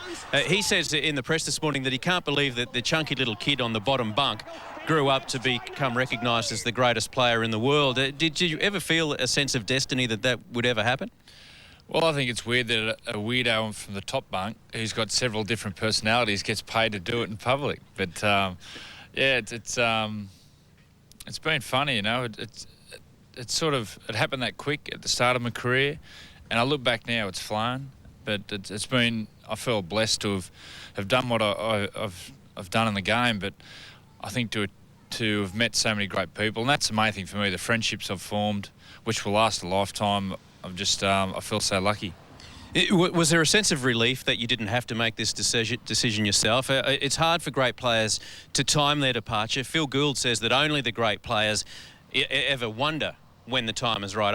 Other players just keep clinging to it as long as they can, but you've hinted that you were thinking about retiring soonish. Yeah, this year was going to be my last. I resigned to the fact my body was just falling apart. And, it's just come 5-6 months earlier. It is sort of tough, but I knew in the back of my mind when I had that collision at training that pretty much this was going to be it. I knew that the neck was pretty serious, and when they talk about how serious it is, there's only one option. I know you're not big into tributes, but the one that sort of rung home to me the most, leaving aside all the great statistics from your playing career, was that you're the player that players wanted to play alongside. Has there been something said that really strikes a chord with you? Well, I haven't really seen anything on the news. I sort of got in my car and come straight into Sydney last night, and I haven't really seen a paper. I've been here since early this morning, so I'll probably start reflecting the next couple of days. But it's nice when past players, the great players, say nice things about you. So I'm sure I'll see it and get warm and fuzzy about it. When I walked in here to this film location, the first thing I saw was you carrying a paperboy bag. I thought, well, that's a pretty sudden change of plans. Yeah, they were pretty early morning, so I wouldn't guarantee I'd be here promptly. All right, Andrew. Well, listen, I guess it's a day of great fuss about you, and you're not very comfortable with it, but you'll eventually start to take a break. Yeah, I'm looking forward to getting away early next week, and then the next chapter starts, and that's a big challenge for me, but one I'm looking forward to and exciting. All right, Andrew Johns, thank you very much for all the pleasure you've given us as a football player, and certainly it leaves a massive hole in a lot of rugby league fans' hearts, because Andrew Johns was one bloke who brought people through the turnstiles. He made watching rugby league a lot of fun. Well said, Cameron. We agree with really nice guy, great champion. Every word you've said there. He's a class act, he bowing sure out is. in style. We wish him well. Let's take a look at sport now with Tim Webster, and it's going to take a while. It's just starting to sink in for the Knights. Life without Andrew Johns. Well, he's impossible to replace, isn't he? Yeah, but the era the Knights and their fans have been dreading has begun. But another Knights great, Danny Buderus, tells us why Newcastle should have some optimism. They can win regularly without one of the greatest ever in the game of rugby league. And you were saying last night about injuries, another nasty one to a representative forwards ends his season. Yeah, have that later. Yeah. Thank you, Tim. Yeah, dinky talk. Very good. Sport now with Tim Webster, and a thank you from Andrew Johns for the player that he says really saved his life. I tell you, it's a very emotional time for the Knights. Ahead, the special calls Joey made to the teammate who collided with him. Also, the Knights try to take the pressure off the young player who'll now wear the number 7 jumper.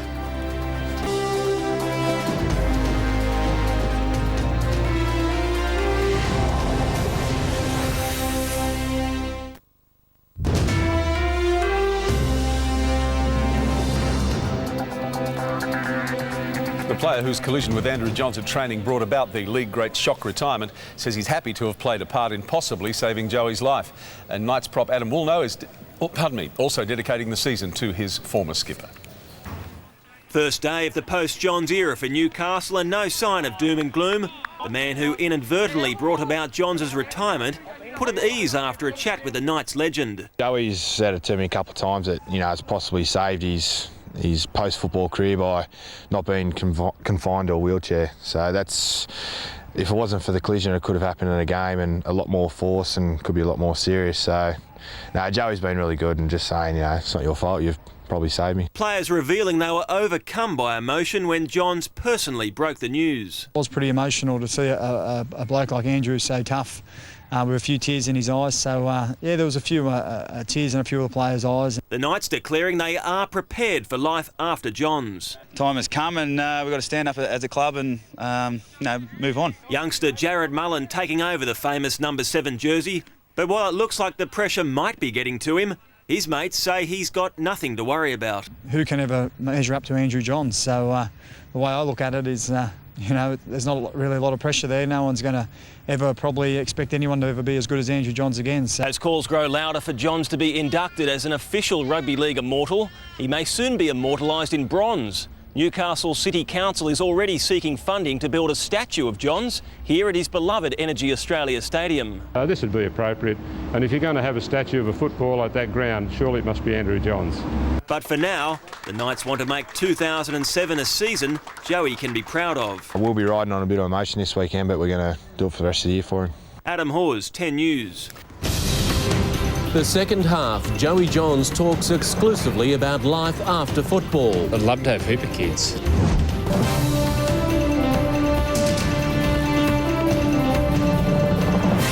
National 9 News with Mark Ferguson. Good evening. Just a day after his forced retirement, rugby league great Andrew Johns has admitted to National 9 News that he was close to quitting the game anyway because he was unhappy with his form. But his decision was made for him when doctors warned a neck injury could see the Knights captain confined to a wheelchair. Today, Joey Johns spoke exclusively to Danny Weidler. Andrew Johns' first day as a former league star. He says he's still coming to terms with the concept.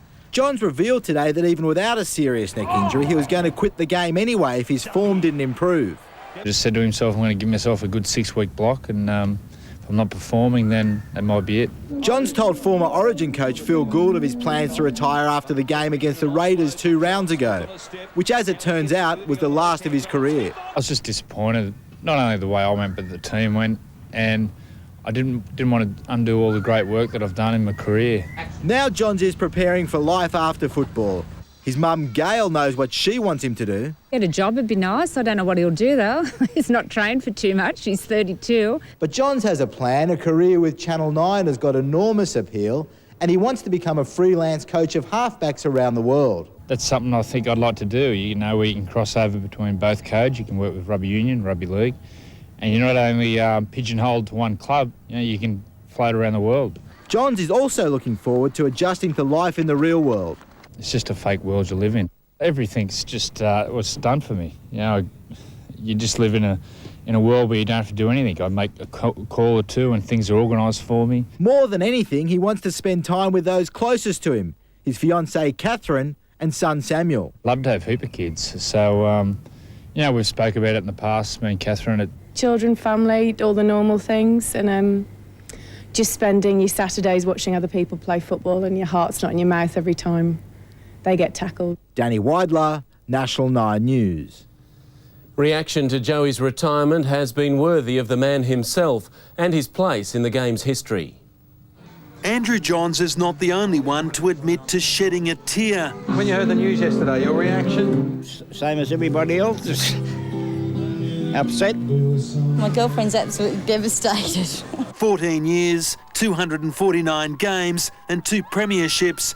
Joey has been Newcastle's knight in shining armour. We go to every game, so it's just going to be funny without him being there. I'll miss him. Yeah, I'm sure the team will too. He's what kept the team going. But hopefully they'll be able to survive without him. And today the Knights were getting used to life without their king. Yeah, it's just one of them things, I suppose. We just can't sort of sit around and sulk about it. We just got to get on with it. Already a legend, calls are now growing for Johns to be paid the ultimate compliment and join the Magnificent Seven as one of the game's immortals. I never thought about it, and the next thing I know, they said you were an immortal, and that's what'll happen to Andrew Johns. He's an immortal, all right, and, you know, I've got no doubt that he'll get that recognition in due time.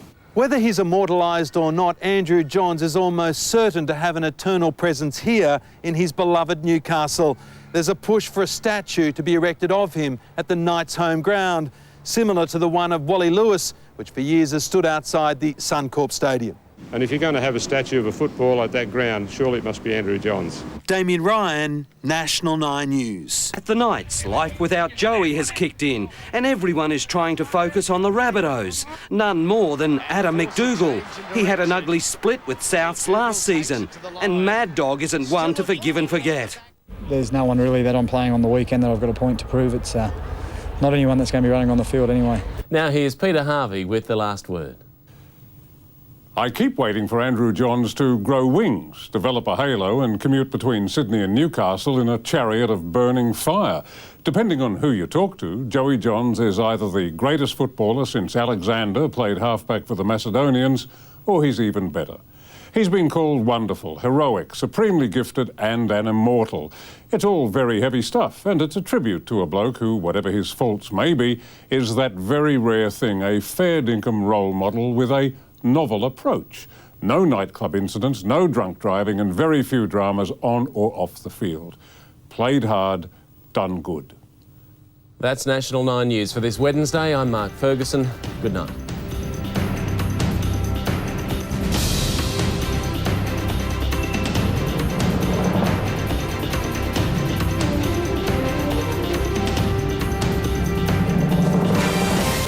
Sport now with Matt White, and how will Newcastle go without Joey? Good question. How do you replace a champion, hey? But they have named a brilliant youngster to take over the number 7 jersey. Coming up, why the Knights say they're still a good bet, even without Joey Johns. We've got a point to prove that we can play and win without him. The Newcastle Knights have backed their brilliant youngster Jared Mullen to fill the gap as their on-field general after the retirement of Andrew Johns.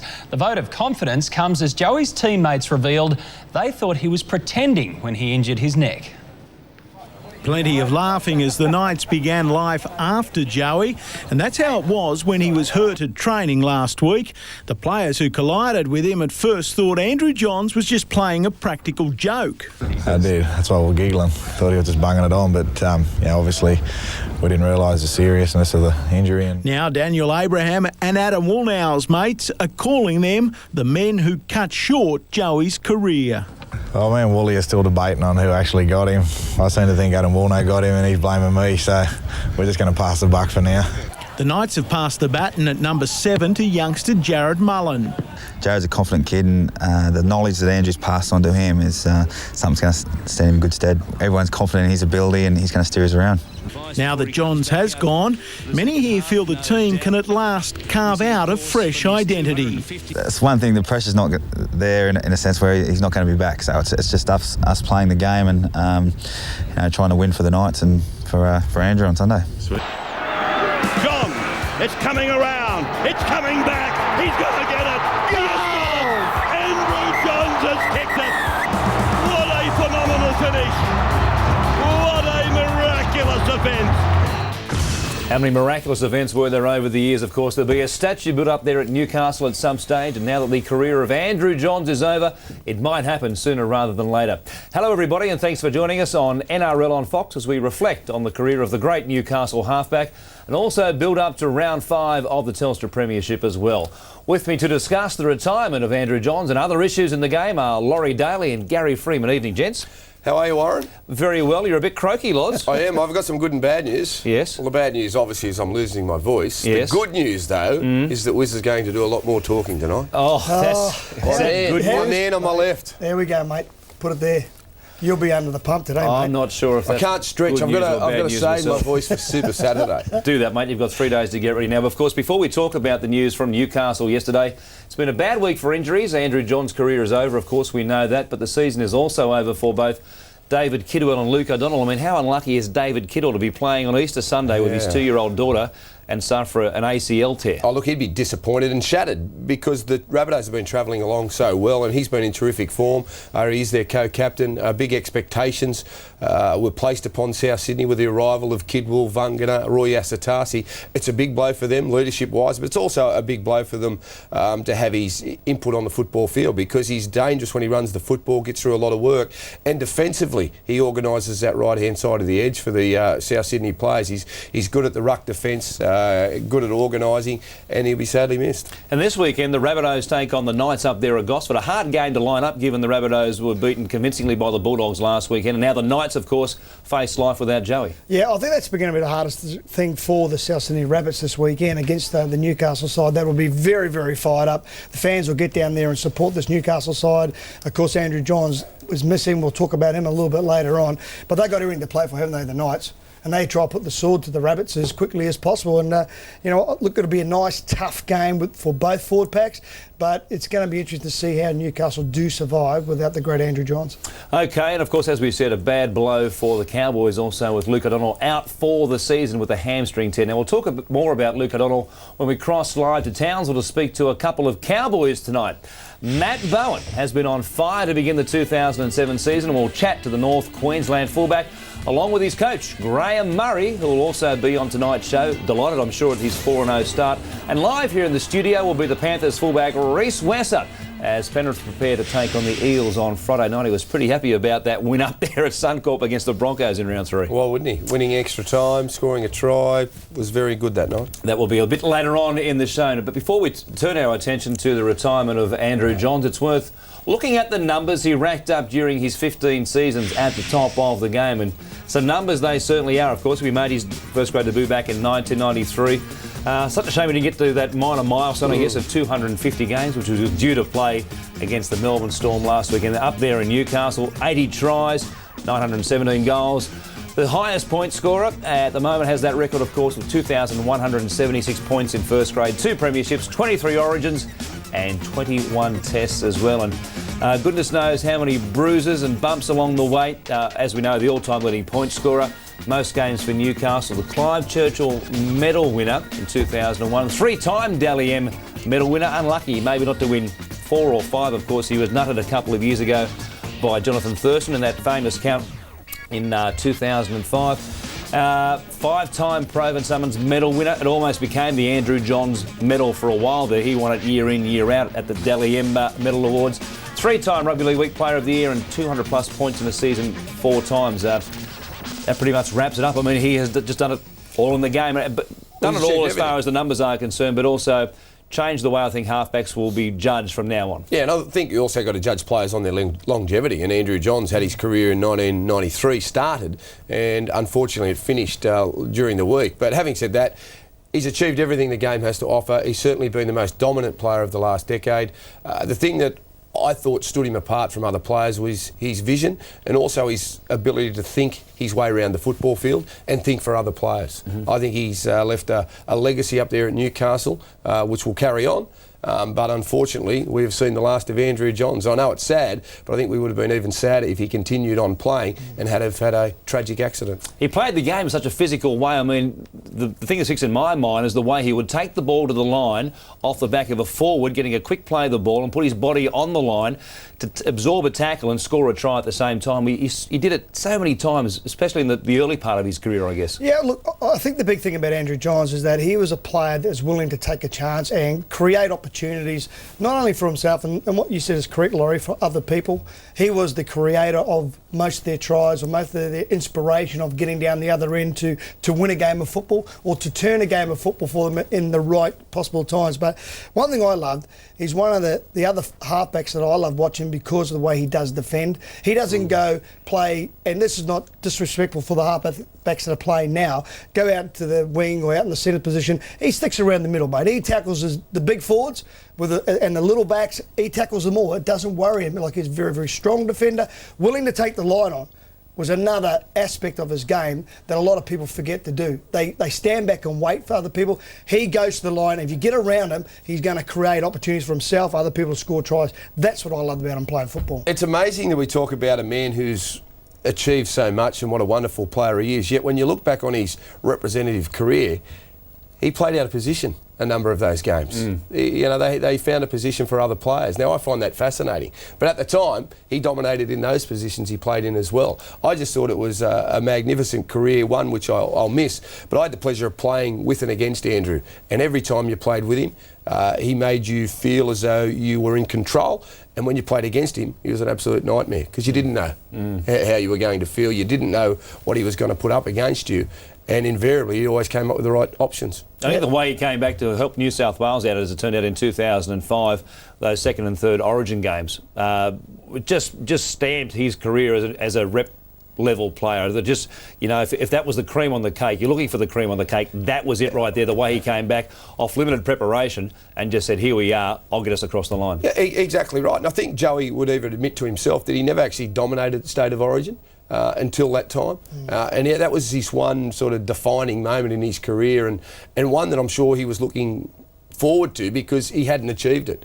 And when he was given the opportunity to come back, look, he made his return from a broken jaw in that series. I think there was, if my memory serves me correct, I think there was Kamali pulled out, Barrett pulled out, and Johns was next in line. And we actually took a punt on Andrew because he only had one game back. That's right. But, you know, he just produced a special display. I think he had a hand in 5 or 6 tries on the night. And it was a Wally Lewis type performance in a big match. I think what you said about that game, he only did have that one game coming back. And we sat on the show here and we talked about, and I asked you the question, would you pick him? And so, well, he might be underdone. I think great players like Andrew Johns, they're never underdone. And you can go back to the Alan Langers and the Brad Fittlers. They are the sort of players that will actually pull something out of the bag on those special occasions and big games, because that's what they play the game for. It's not about the money.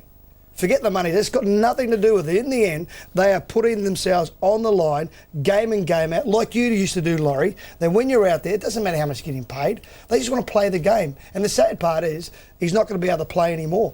That's the hard part, I think, for Andrew Johns now and going forward, is going to this next game and sitting on the sideline and just watching footy.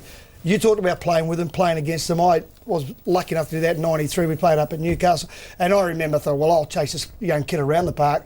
And I went to try and get him as high as I could, which I was... What a surprise. It was a surprise. I wanted to surprise him. It would have been a verbal. Yeah, no, it wasn't. I just went... You didn't verbal him? No. Serious? He was too fast. I couldn't get to it. You would have had a go at him? No, I didn't. I wasn't like that, Laurie. This is all made up stories. But he put a right-hand fend on me and sat me on me date, then chipped over the top, regathered, and then they set up a try. And that, from that time on, from playing against him at that stage, you just knew he had special qualities as a young kid. You know, this kicking game and just organising back then. You can see players, they blossom around him, and then you knew that he was in total control. But look, he's going to be sorely missed, and I know that everyone loves him playing. And I'd just say to everybody out there that when Souths play Newcastle, everyone get down to Blue Tongue and support both these sides. Could be a magnificent game. OK, we've always pondered the question, what would life be like for Newcastle and the Knights after Andrew Johns? I guess we'll find out now, but of course, with his retirement, they suddenly have some room to move under the salary cap because they can apply the Knights for a temporary or permanent incapacitation exemption under the salary cap, and so whatever portion of Andrew's salary that hasn't been paid so far for 2007 could be used on another player, or perhaps to top up the current salaries of some of the players from the current squad. And of course they have a number of players coming off contract in 2007, so it puts them in a position there where they might be able to move sooner rather than later on some of those players. Yeah, I think that's probably the number one option at this stage, because I can't see too many players floating about that would be available to come and join the Knights at this late stage. But I could see some of those players being upgraded and getting, a further extension on their contracts, which I'm sure the Knights would be looking to do because they've got plenty of players coming up. You touched on Andrew, though. I think they're more or better equipped to handle his departure. Yep. I think because Jared Mullen now made his first grade debut, I think back in 2004? Yep. 2005, 2004, I think it was. He played a game off the bench. And he's played 30-odd games of first grade now. And I think in the off-season, Brian Smith worked hard in the structures that he put in place in Newcastle to take pressure away from Andrew, to never leave them in that situation. If he wasn't playing, then the team would fall down, fall apart. And I think that they showed signs there last weekend that they can cover when he's not there. OK, now we'll be joined by Matt Bowen and Graham Murray in a moment, but as we go to a break, here's just a small sample of some of the great moments of the great career of Andrew Johns. Now Andrew Johns sights a little hole himself. He's close, he reaches out. That's a try to Andrew Johns. David Waite said to me through the week that if you're making your debut, it's not a better opportunity. You know, you've got your brother alongside you and probably the best forward pack in the world going forward for you. Andrew Johns. Johns taking them on. Johns got a great ball up to Simpson. He goes across. He's untouched. 28 metres out. Johns. Andrew running. Andrew Johns of old. Andrew Johns taking them on. An individual try. Simply brilliant. He's smoking. Johns now off that right foot, looking for the line for the third time in the game, a hat-trick. Andrew Johns, they grabbed at him and he went straight through. Inside for Albert. Albert will score. Albert will score. Newcastle have won the grand final. Manly has been beaten by Newcastle. Back to Andrew Johns. Johns getting very close. What a try! Here he comes. Struck it pretty well. I tell you what, he has kicked it! Johns. High ball. Tahu's after it. Ball bounces. Came off Tahu and he grounds the ball. There's Joyce Churchill, the wife of the late Clive Churchill, the little master. Under Johns. Johns dummies. He breaks the line. Buderus goes to Johns. Off his right foot try. Buderus has scored. Johns is into the clear. Has one to beat. Gets the ball away. Andrew Johns is down and in a whole bunch of pain. This could have happened when I was 19-year-old. I've achieved so much in the game, and I've regarded myself to be very lucky. So it is a shock, but look, I'm not totally disappointed because I've had some great memories, and the main thing, you had some great friendships, which is the most treasured thing I've got out of the game.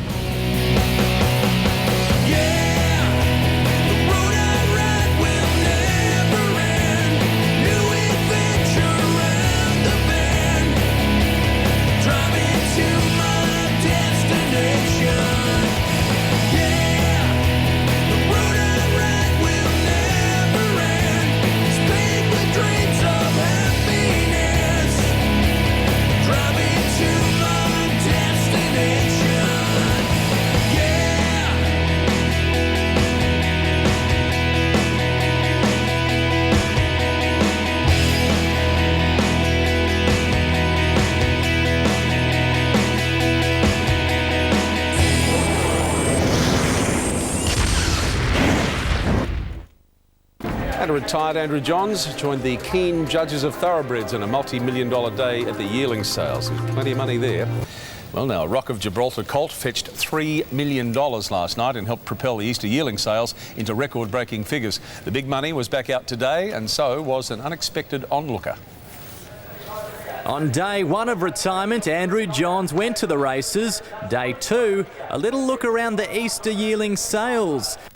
Stephanie Brantz with sport next, and talk of a code switch for Joey Johns. Mark, rugby's heavyweights certainly think they have a role for him. There's been an immediate response to Andrew Johns' revelation on National 9 News last night that he wants to coach halfbacks in both league and union. Rugby heavyweights Eddie Jones and Ewan McKenzie have urged the ARU to sign Johns up as a coaching consultant. With the Waratahs playing the Reds on Saturday night, McKenzie and Jones came together today to discuss the match. But the conversation quickly turned to signing Johns to help all the Super 14 teams. The Australian Rugby Union put him on a consultancy basis and he could roam around the states and give advice to the young backs. I think that'd be the best way to do it and be a great coup for Australia if they did that. He would add great value because he's such a successful player. My information is that the idea of Johns working with the ARU has already been raised informally. But if he wanted to do it this year, he'd need permission from the Knights. And Mark, Andrew Johns will be joining the boys on the Footy Show live at 9:30. Just talking, no tackling. Exactly. Thank you. Tonight's going to be a very special footy show.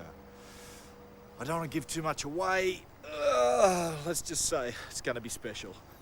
Up next.